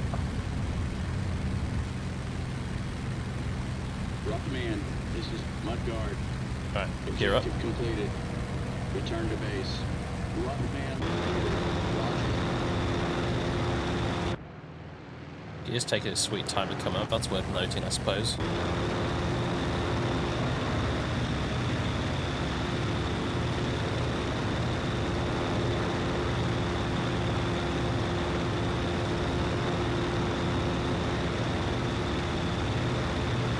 What a beauty. Oh, we've still got the ground attack racks on it, I've just noticed. I forgot to remove those. Hehe, never mind.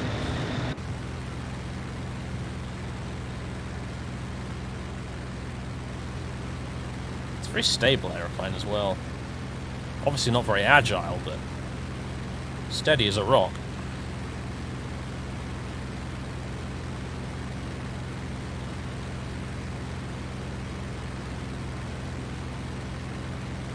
There we go. Not fancy cockpit lights in this thing, I do approve of that.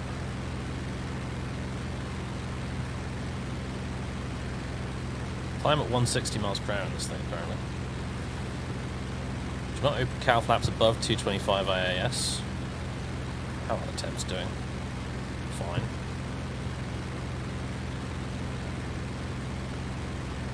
Looks like a flying tank. It feels like one too.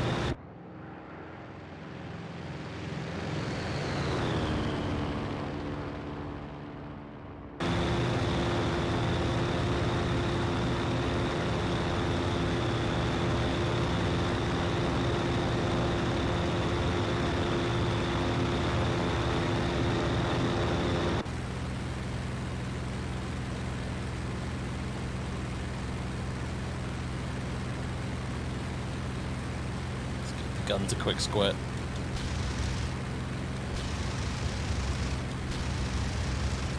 Yep. Lots of 50 cal. With quite a bit of ammo for them. Alright, let's open that old canopy. Whoa, God! Track AR, please behave. Alright.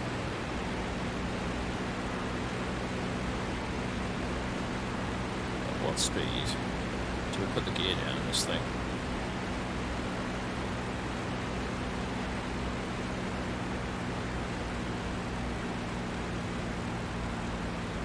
Oh, put it down now.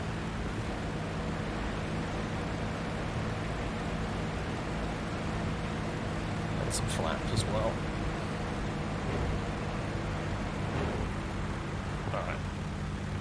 Hydraulic things have stopped making noises, so I'm going to assume the flaps are all the way out now. Let's go, let's go. Pop it down. Pop. Ooh, we're okay. Keep the back stick on while you hit the brakes. I want to nose it over, as it nearly did there.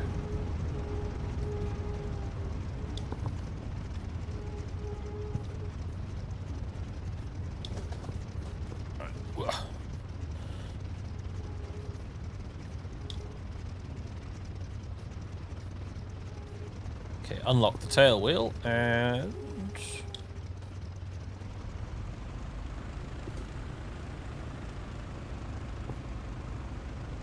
Flaps up.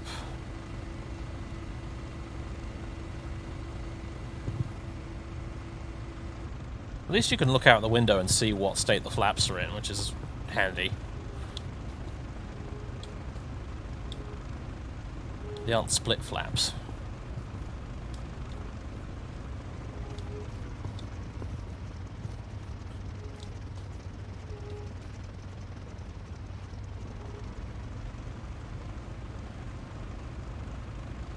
Well, it's very gentle to taxi.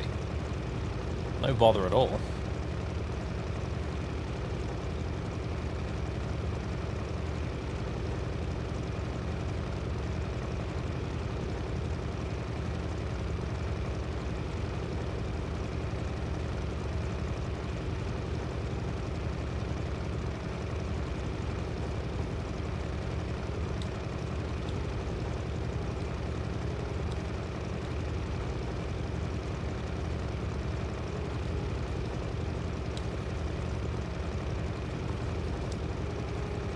Park it in here. Or are we going to hit an invisible wall and explode? Well, I'm sure the chat would like to see that, so let's give it a try.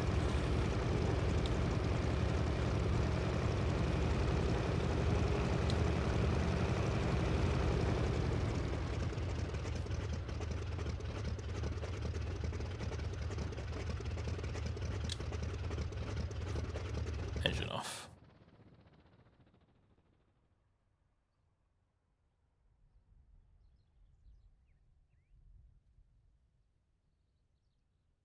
Nice. Me likey.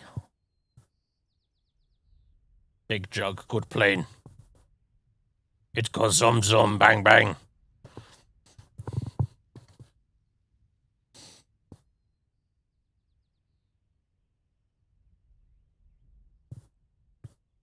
Yeah, it flies really nicely. It's a good it's a good airplane. It's not very finicky or weird or anything like that. It just, you know,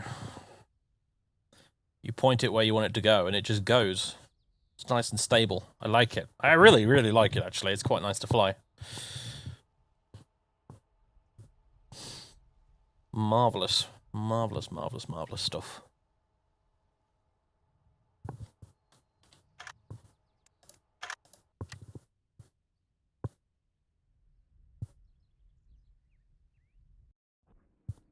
The story about of a 190 pilot emptying half his ammo into a P-47, flying it to his wing to inspect the damage, then emptying the rest of his ammo into it before waggling his wings and flying off. Yes, they were renowned for being genuinely very tanky in that respect, yeah. They could take a lot of damage and still fly home. Which is, of course, you know, definitely a good thing when you're one of the poor bastards who has to fly the thing into combat.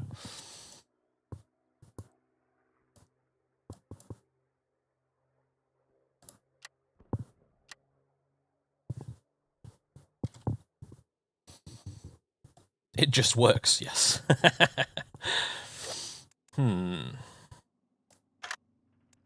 What else then?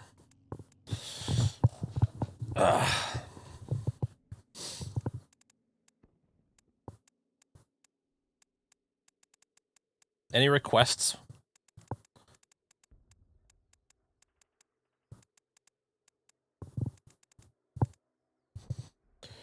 Alright, any Japanese planes, Dr. Fat?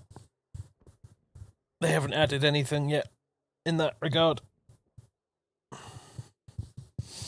Something light and flimsy.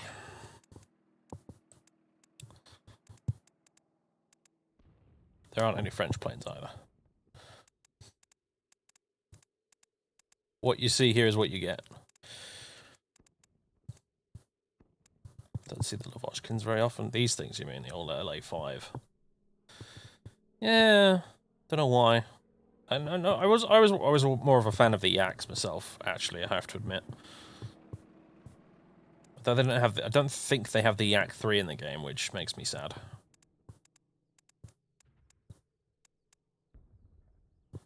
You've got the Yak 1B, which is probably about as close as you can get.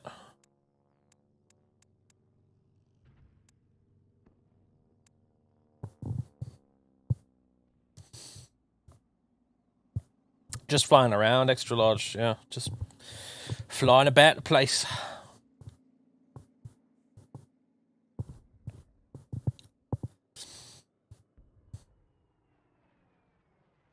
Stuka. We can fly as a Stuka. Where is it? J87D3. I don't suppose there are any others, are there? Or is it just the D3 they put in the game? I think that's it. Oh, there's also the MC202, the Italian plane.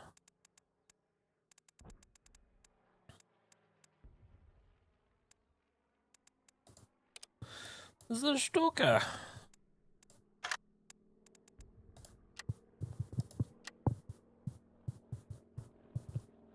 It does have a transport aircraft, yeah, the J52.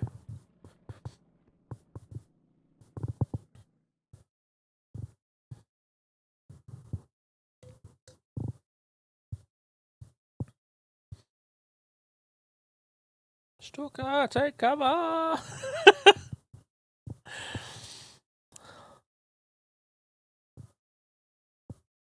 I understood that reference.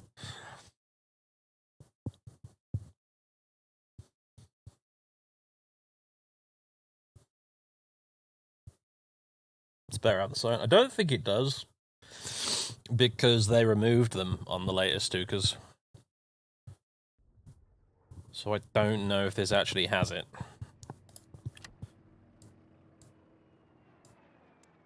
Might be included as a modification, I don't know. Oh, yeah, it does have it. The siren, there you go. Special impeller-actuated siren for demoralizing enemies in dive attacks. Additional armor plates, machine gun pods, 3.7 millimeter, sorry, 3.7 centimeter BK gun pods, which are, yeah, those things.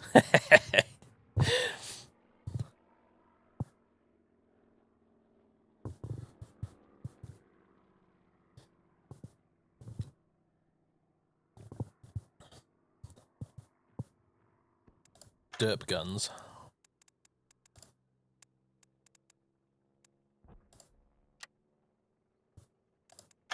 Right, you know what? Let's put a bomb on this thing. Fuck it. God, that's a big ass bomb too.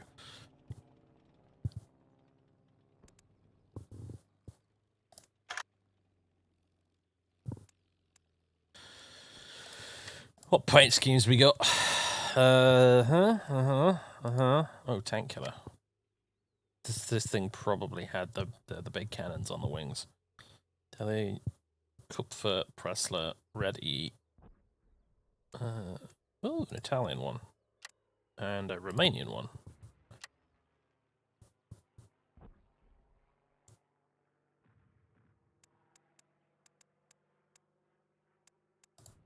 Oh, look at that one. It's got the wheel coverings missing. That's a bit different.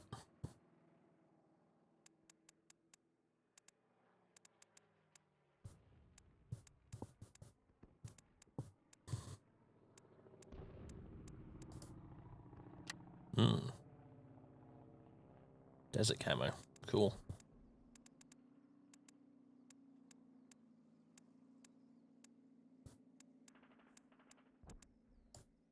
Let's go with that one. The little green doggy on it. Except the doggy's not green, but you know. You know what I mean.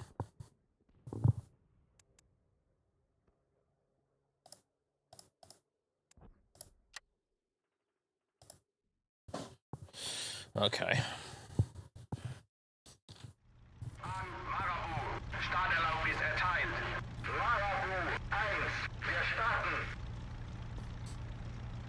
Okay, let's see. Altitude's on the left, speed's on the right. Compass in the middle. I don't know what it is the Germans had against artificial horizons in their earlier planes, but they really just did not embrace the concept until really late in the war, and I have no idea why that is. Silly bastards. Alright, there's Brunhilde again. Okay. Aircraft will be pulled to the left, keep right pedal. Here it is. Now let's see. Settings. Key mapping. Plane controls. Where are the air brakes? Dive brakes, whatever they're called. Attack siren on and off. Right alt. Left alt S is for the siren. Right alt and B for the air brakes. That's not amazingly ergonomic, if I'm honest with you, but okay, fine. Dive recovery system. Oh yeah, that's the thing that this thing had in case the pilot blacked out. So, oh my goodness, right, so we're going to want to hit... When we dive, we're going to want to hit Control D, Alt S, right Alt B. Fucking hell. Alright, fine. Does it have the window in the bottom? It does, but it's closed right now. Okay, how do you open that then?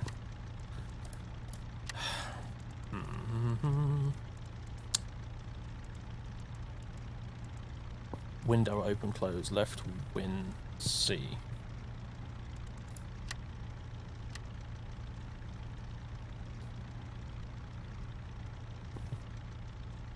Don't think that opened the right window.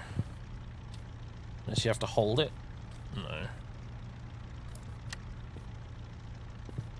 Might not be wise to do a pirouette with that huge bomb on us. Yes, admittedly, I think you might be right. Do you also have to arm the bombs in this thing before you drop them? Bombs mode toggle, bombs delay toggle. Okay, B to drop it.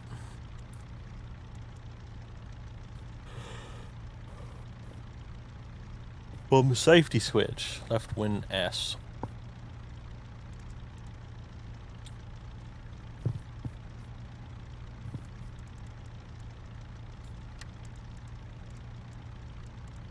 It's the sort of thing you need like a quick reference sheet for.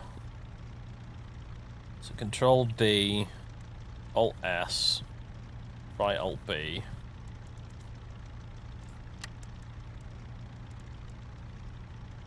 Left Windows key and S for the safety switch. Oh, you caramba. Window open close. Doesn't seem to do anything.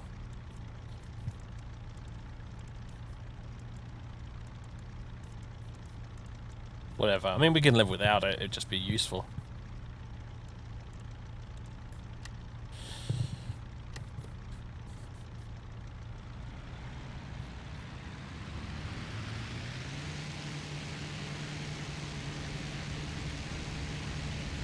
God, it's not exactly nippy, is it?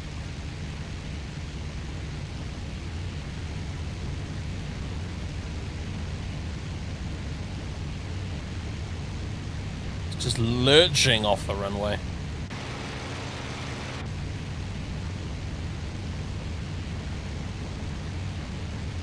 Takeoff speed finally achieved. Pull up.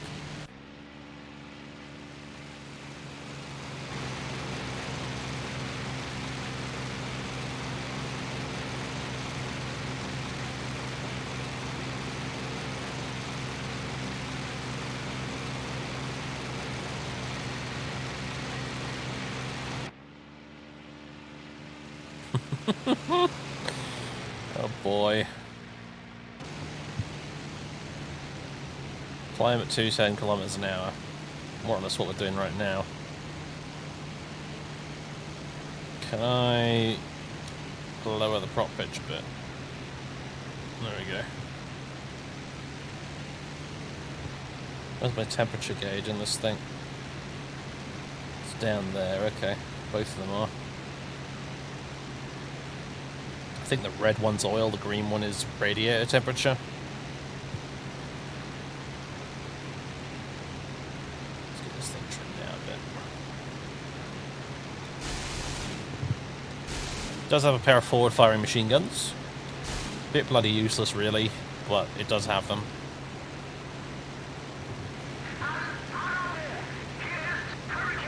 Destroy enemy transport to the southeast, range 5 kilometers. Oh, didn't realise there were actually some targets to blow up, but alright then.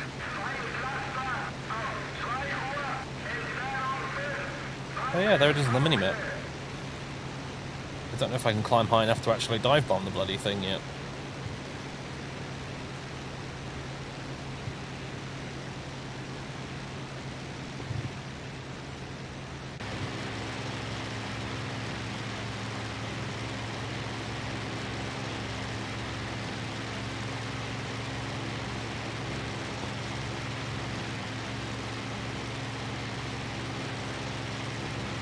Okay, Alt S, that starts up the sirens.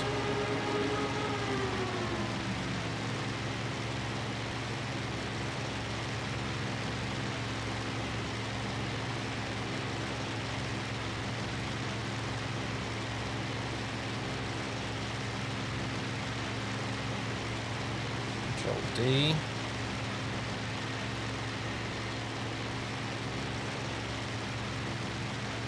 Can't remember what that does. Alright. Pause. Settings. Key mapping. Right, air brakes are right Alt and B. Left Control D is the dive recovery system. Okay.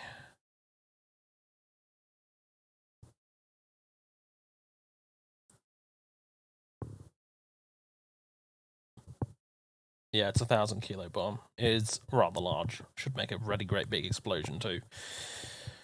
Right Alt B, left Alt S.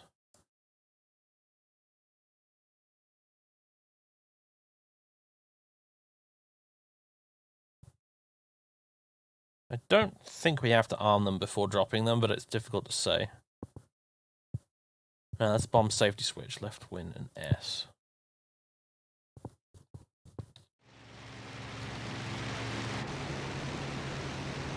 I'm not getting any messages from the sim to tell me whether or not that's working, so maybe this thing just doesn't have it. Maybe that's a feature of a different aeroplane.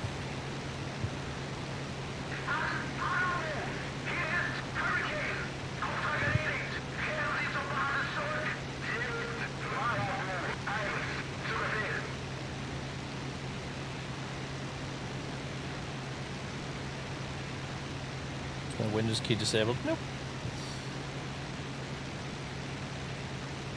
Reduce throttle. Oh gosh, yeah, it is getting a bit warm. Let's try reducing this to 2400 RPM. Or thereabouts, so yeah, that's a bit more reasonable, I think. It's been a long time since I flew just to German planes. But I think 2400 was generally the standard when I was flying the old 109 occasionally, close to Dover, so... This is basically the same engine.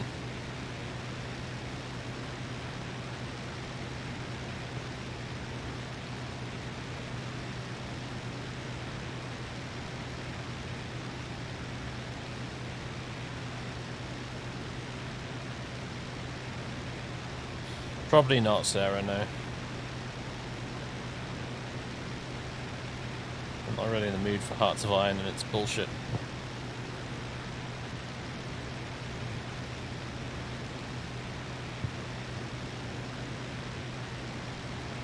Hearts of Iron is a World War II game, Kappa? Well, yes, exactly.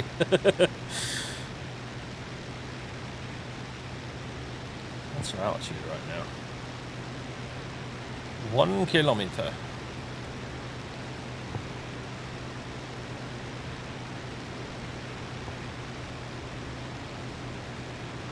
where are those transports? I like the moisture on the windows from the clouds, that's a nice touch.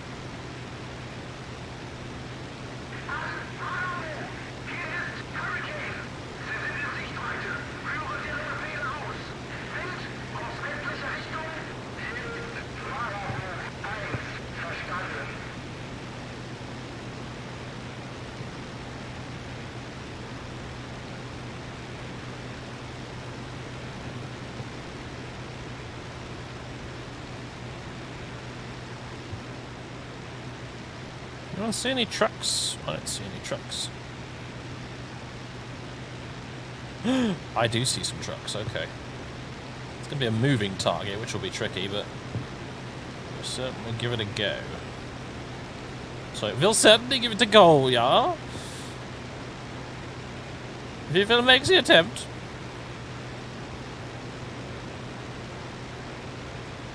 I don't remember what altitude you're really supposed to be at when you commence a dive bombing attempt in this plane. I really haven't got a bloody clue, but...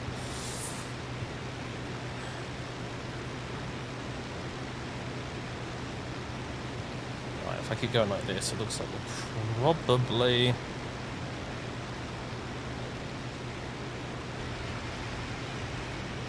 I think that's the sound of my engine dying. LOL!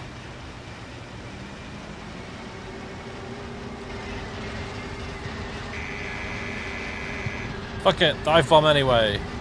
Whee!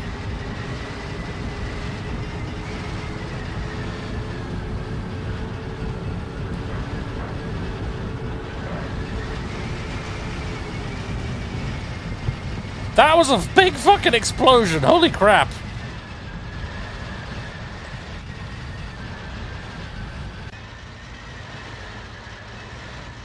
Oh right, yeah, the air brakes should probably stow those, huh?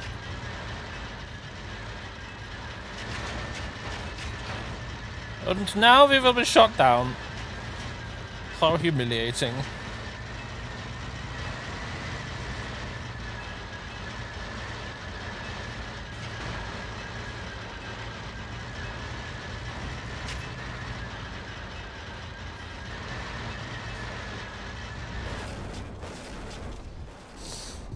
Well, that was a very short Stuka career, Django. Oh, look, fuel leaking out the wings. Now would be a good time to exit the plane, it must be said. Feasibility test failed.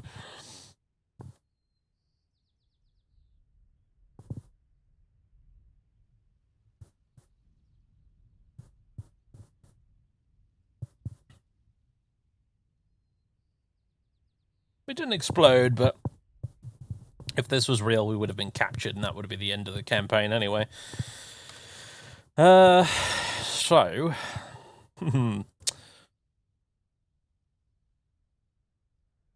I'll give it one more go. Let's see if I can not fuck up by destroying my engine this time.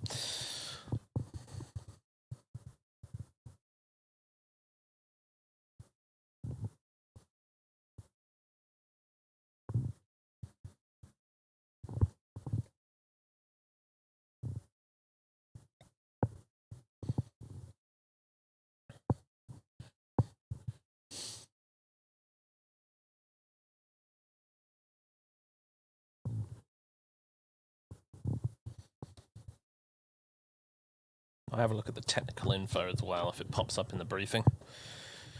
Here we go, specifications.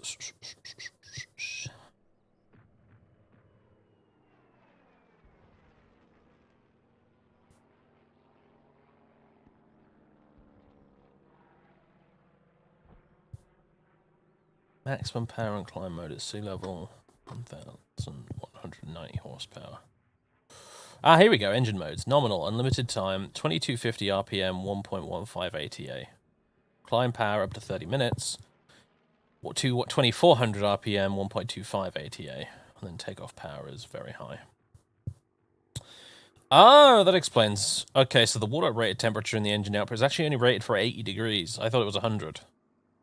Oh wait, a maximum temperature is 110, okay.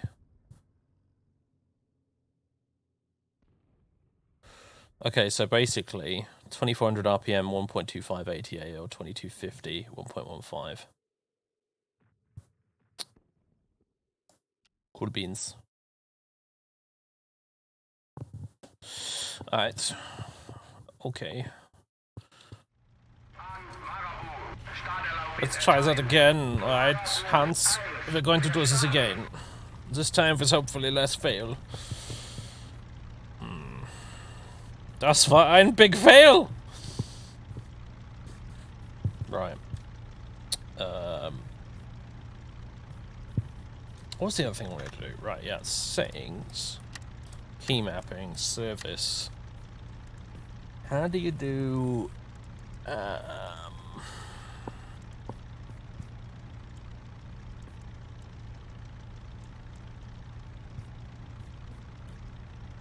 Flight recording, left control R, okay. I want to record a replay so we can watch our dive bombing attempt, like, after the fact.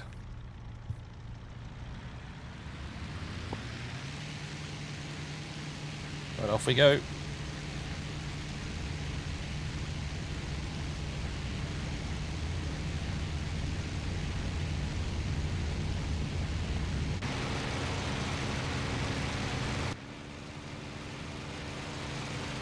I think I can, I think I can, I think I can, I think I can.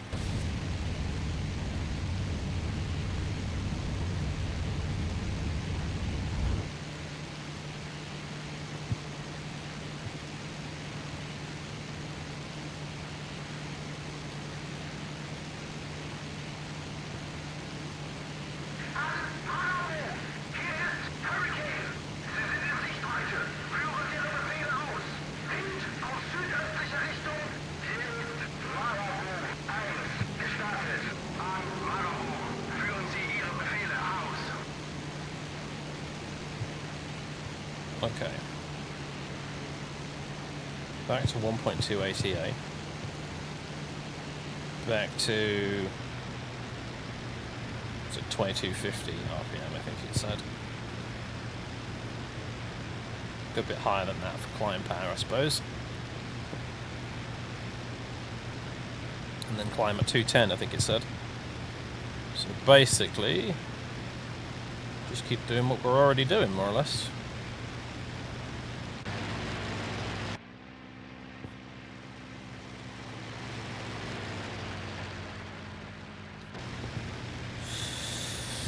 Alright, well, smoke them if you've got them.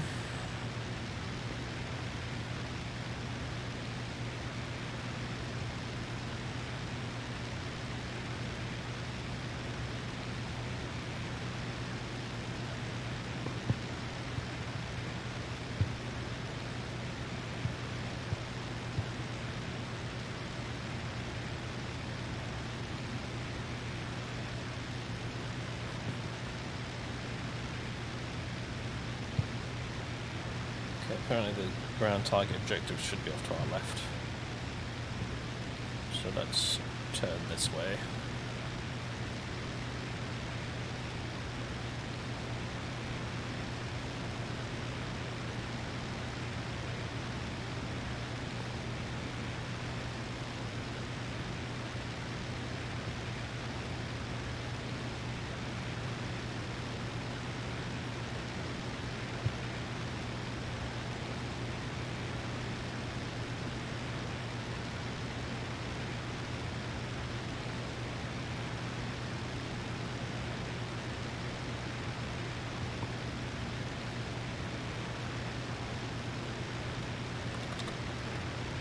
Trim down a bit better. There we go.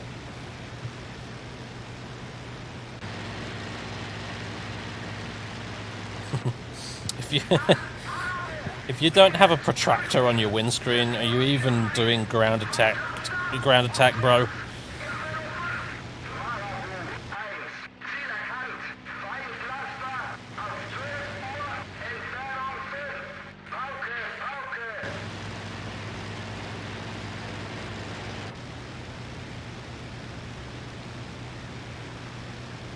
Not quite at 1 kilometer high yet.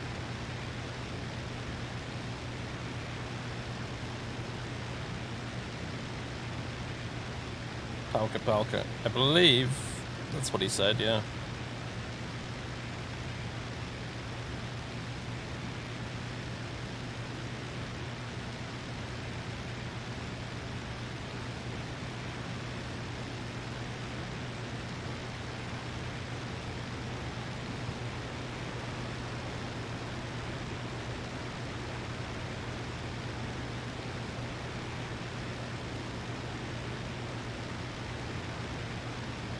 Alright, let's do this.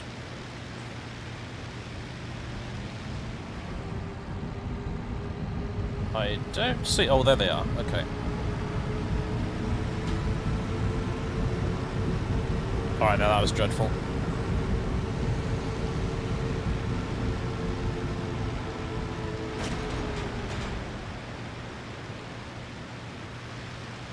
That was rubbish. I didn't even bother to drop the bomb that time. I was like, nah, this is terrible. I feel like we need to be like at least 1500 meters above the target, quite frankly, for it to really work.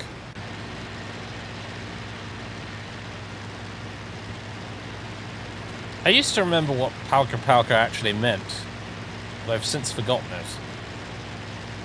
I'm pretty sure it was some sort of German equivalent of tally-ho.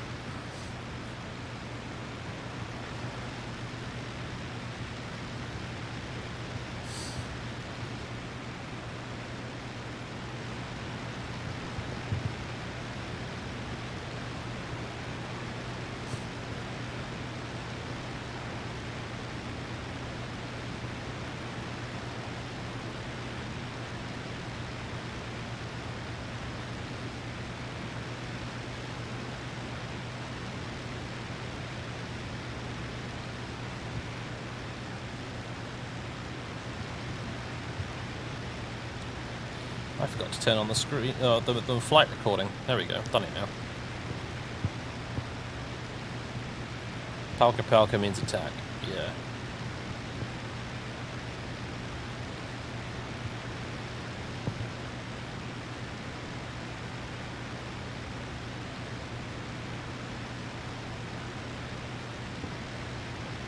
Hang on a minute.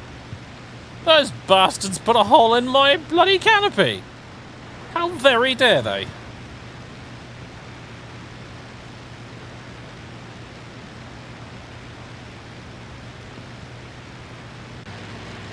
Did you do anything else? Oh yeah, there's a few bullet holes here and there.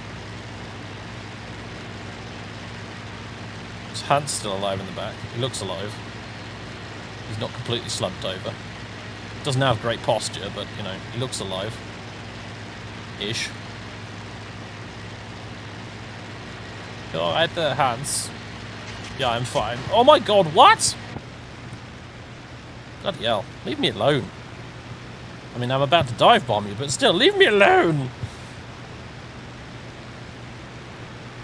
God, you're so fucking slow in the Stuka. Such an easy target for the ground machine guns and stuff.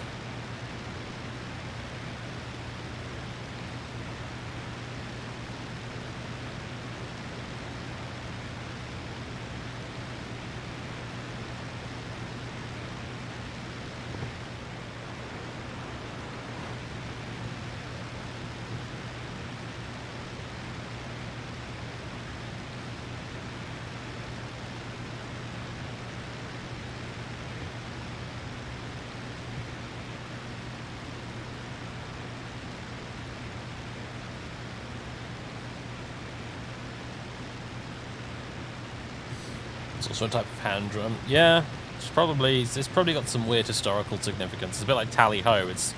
Tally-ho is what you shout when fox hunting traditionally, but you know, it got adopted by the Air Force.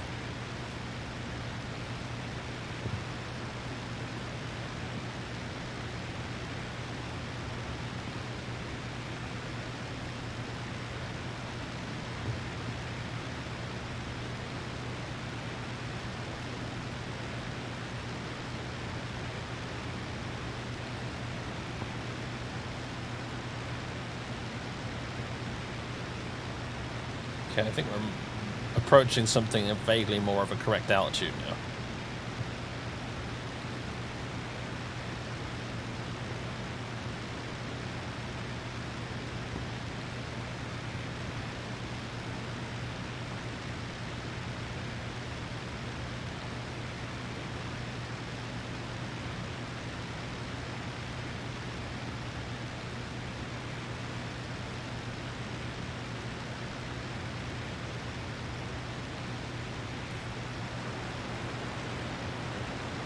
Oh, that's a nice touch. If I lean over next to the hole in the canopy, you can hear the wind rushing. Oh my god, well, if they're shooting at us, it probably means I'm in the right spot. Okay.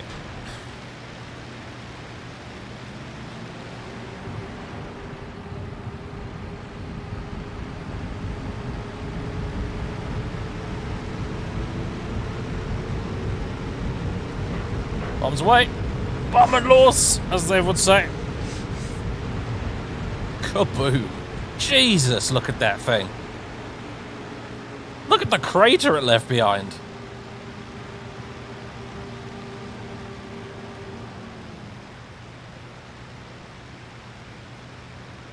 Flippin' heck.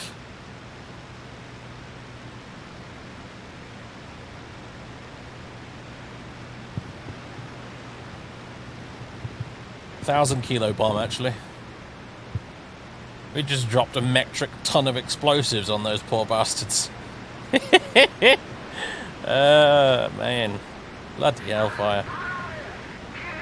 Our objective completed. You could say that again. Alright, let's go. Are there any other ones down there? Any trucks that we missed that I could just machine gun? Oh, I see one's pulled off the road. There's another one. I think we got the flak battery with that.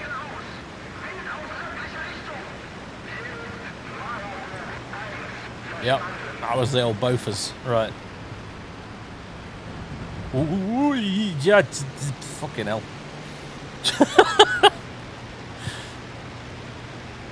Forgot what I was flying for a second there. Can't see anything. Trees are in the way. How are the temperatures doing? Not too bad.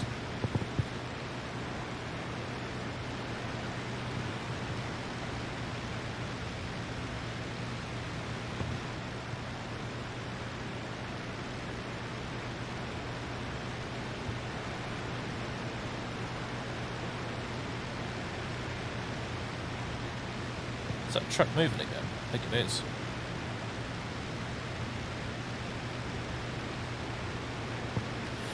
Not for long, he isn't.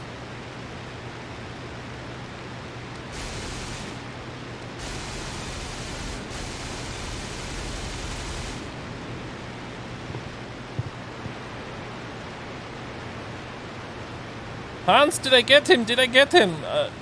Nein.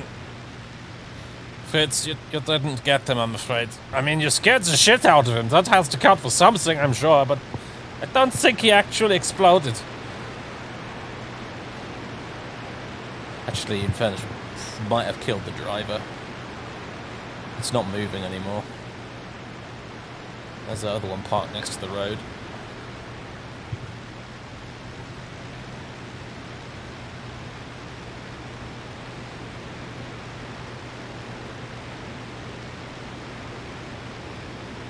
Shit, I've lost it. There, where is it? Alright, let's go for you.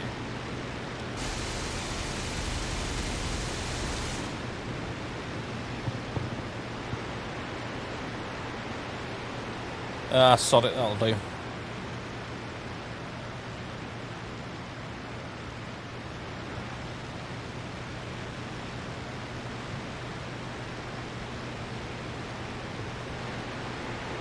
Let's go land this thing. I've had enough of the refugee molester 5000. Where's the airport? It's up this way.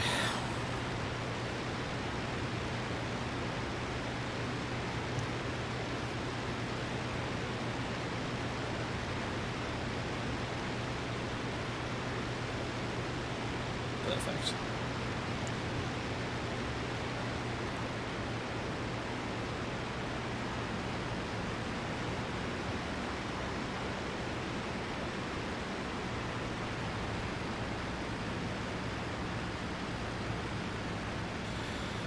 What speed do you land this thing?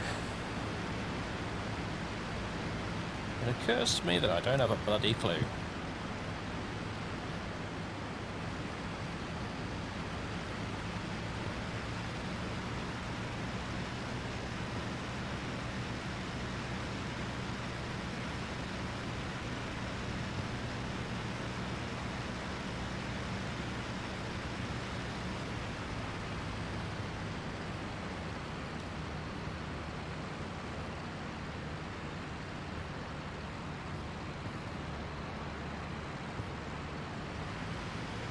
You know, for a tail dragon, this thing has a surprisingly good view over the nose.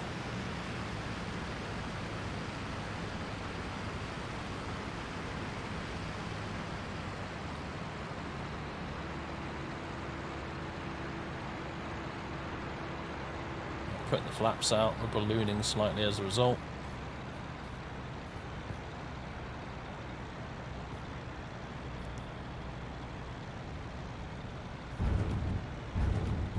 Down with a clonk.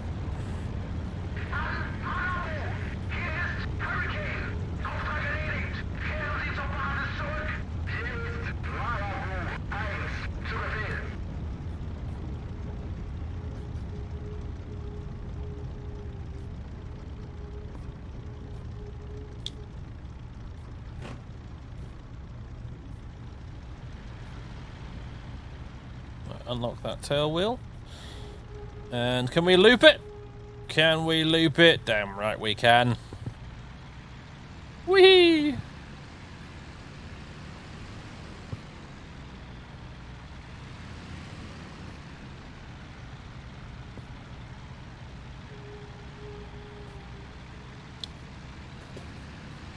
It's actually a bit of a pig on the ground, this thing, actually. You know, I'm surprised.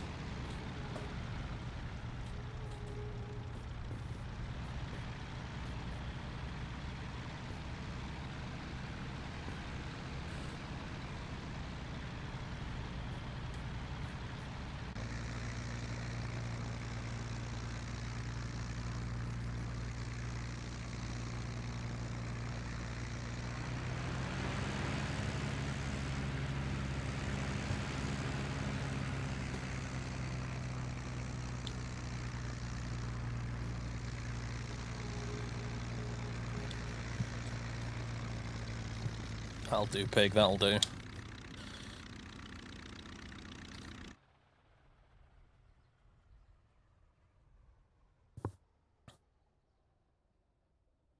Alright, job's a good one. We're only slightly Swiss cheesed in the process. Well, I thought that was... I pressed Control E and not Control R to end the recording. Control E is the bailout button, which means I've just jettisoned my canopy. Oh dear. Along with the machine gun, I'm noticing actually in the back there. That's interesting. I didn't realize that. When you jettison the rear canopy, the machine gun goes with it. Huh. Fair enough. Alright.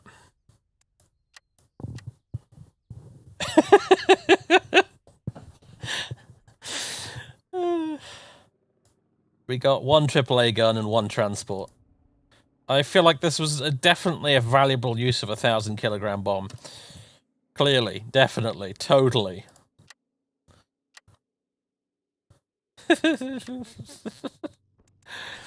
Let's go flight records. Skirmish? No, free flight. This one, I think. 29th? Yeah, it's got to be this one.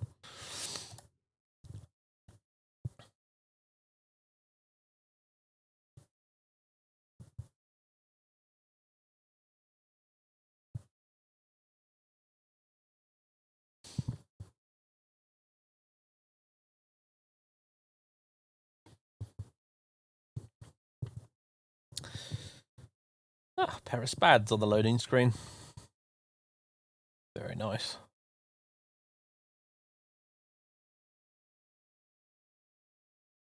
Spite, Herr Commandant.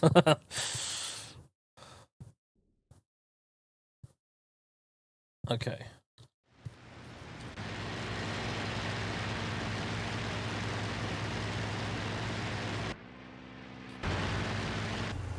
Okay, here we got the ground view. There we go. That's the flak truck of doom. Oh, some German stuff.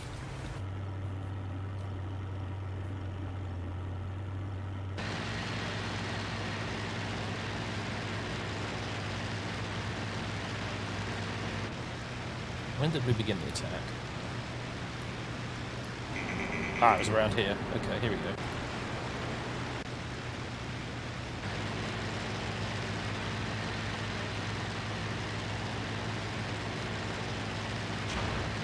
Boosh, there we go. That was quite, I'm like, I'm being shot at, we should probably attack now. There I am. Here it comes.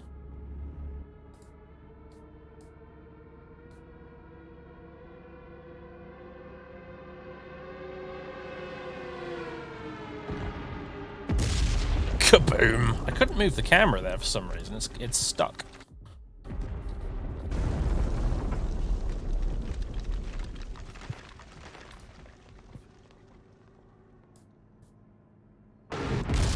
Oh boy, not back far enough apparently.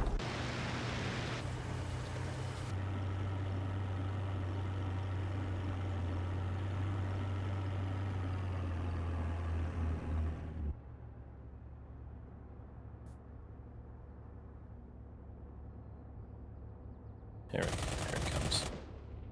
He takes some pot shots at me. Gets a few hits.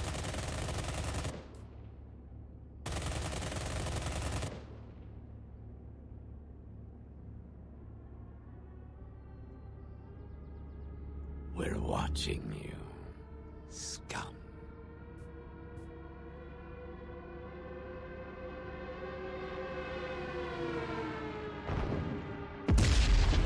Kaboom! It actually landed over there.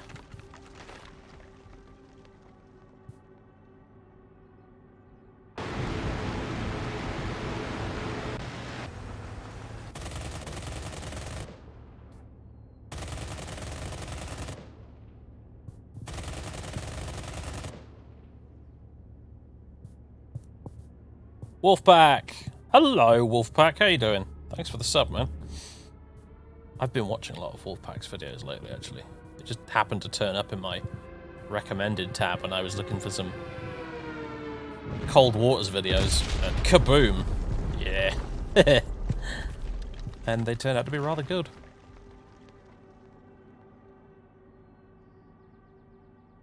As you could probably faintly hear in the distance, I think I got to about there and then I remembered to turn the siren off again.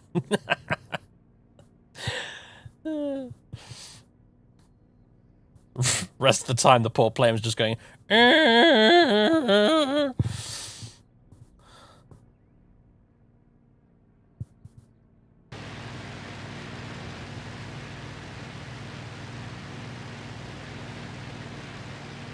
Yeah, I've been watching Wolfpack's. Yeah, no worries, man. I've been watching your Cold Water stuff and your U-boat stuff because I bought U-boat bloody ages ago, it seems like now, and I never really got around to playing it because I'm always playing Silent Hunter 4 instead. But it looks like that game is coming along really nicely. There's a lot of really cool mods on the workshop and stuff, so...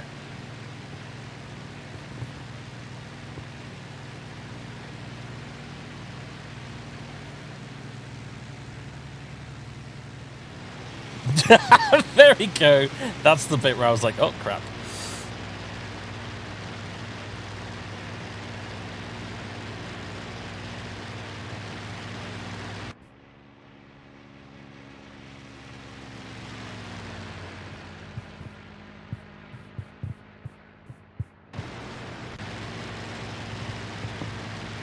I might play a bit of Silent Hunt 4 today, actually, once we're done with this. I think my plan is to do a bit of combat mission next, and then some Silent Hunter at the end, because Silent Hunter is probably the game with the most chill of the bunch.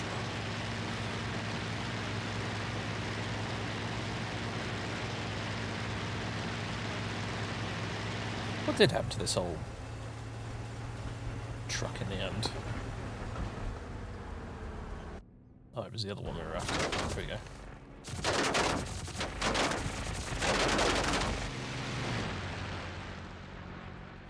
Well, we didn't kill anybody, although, yeah, I feel that it does seem an awful lot like we did absolutely bugger all to that truck, doesn't it?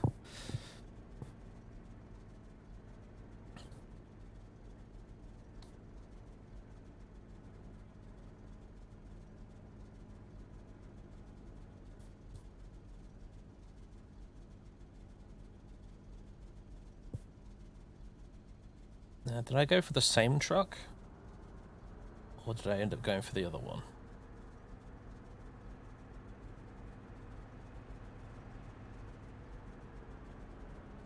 Yeah, I think I went for this one again. Okay, that time I got the driver, because he's now disappeared.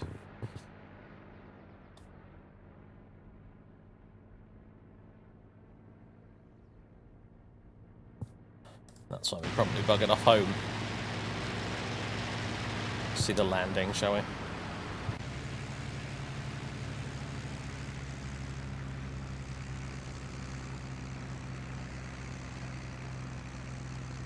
Centre line is a distant memory.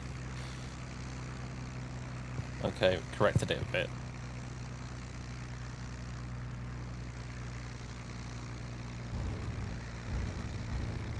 Little smidge of a bounce, but actually not too bad, all things considered.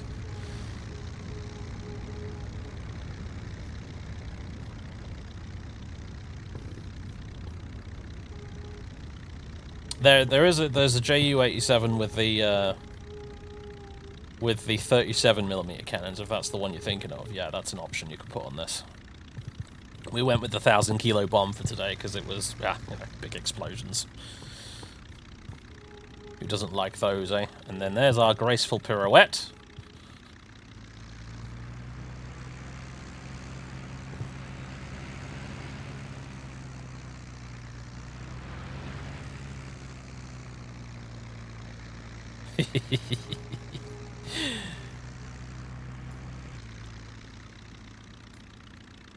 Wait for it. Wait for it. Wait for it.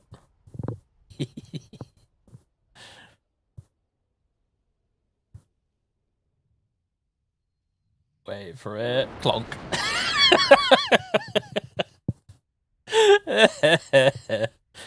Oh, Fritz, you hit the wrong switch again, didn't you? I'm sorry, Hans. They're right next to each other, and it's the same color. What do you expect? Beautiful.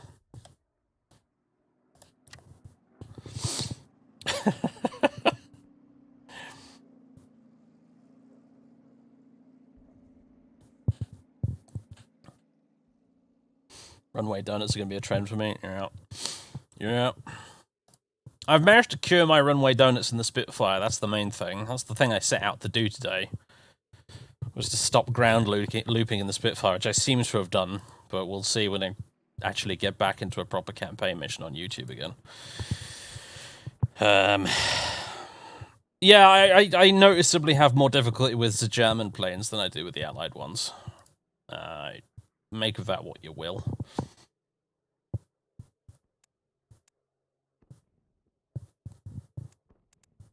Anyway, so that's it for IL-2 today. I'm going to come back in a 5 minutes or so. I'm going to go refill my drink.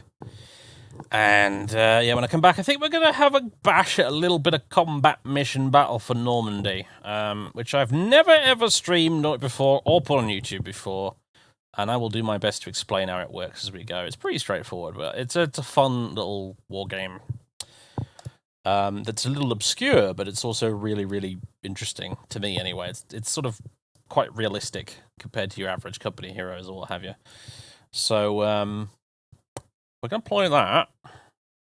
I'll get back in like 5 minutes, and then later on, as I said, I might play a bit of Silent Hunter 4. So, I'm going to go refill my drink, pop to the loo, etc. If you guys want to do the same, I recommend you do so now. And I'll see you back here in a few. Toodaloo.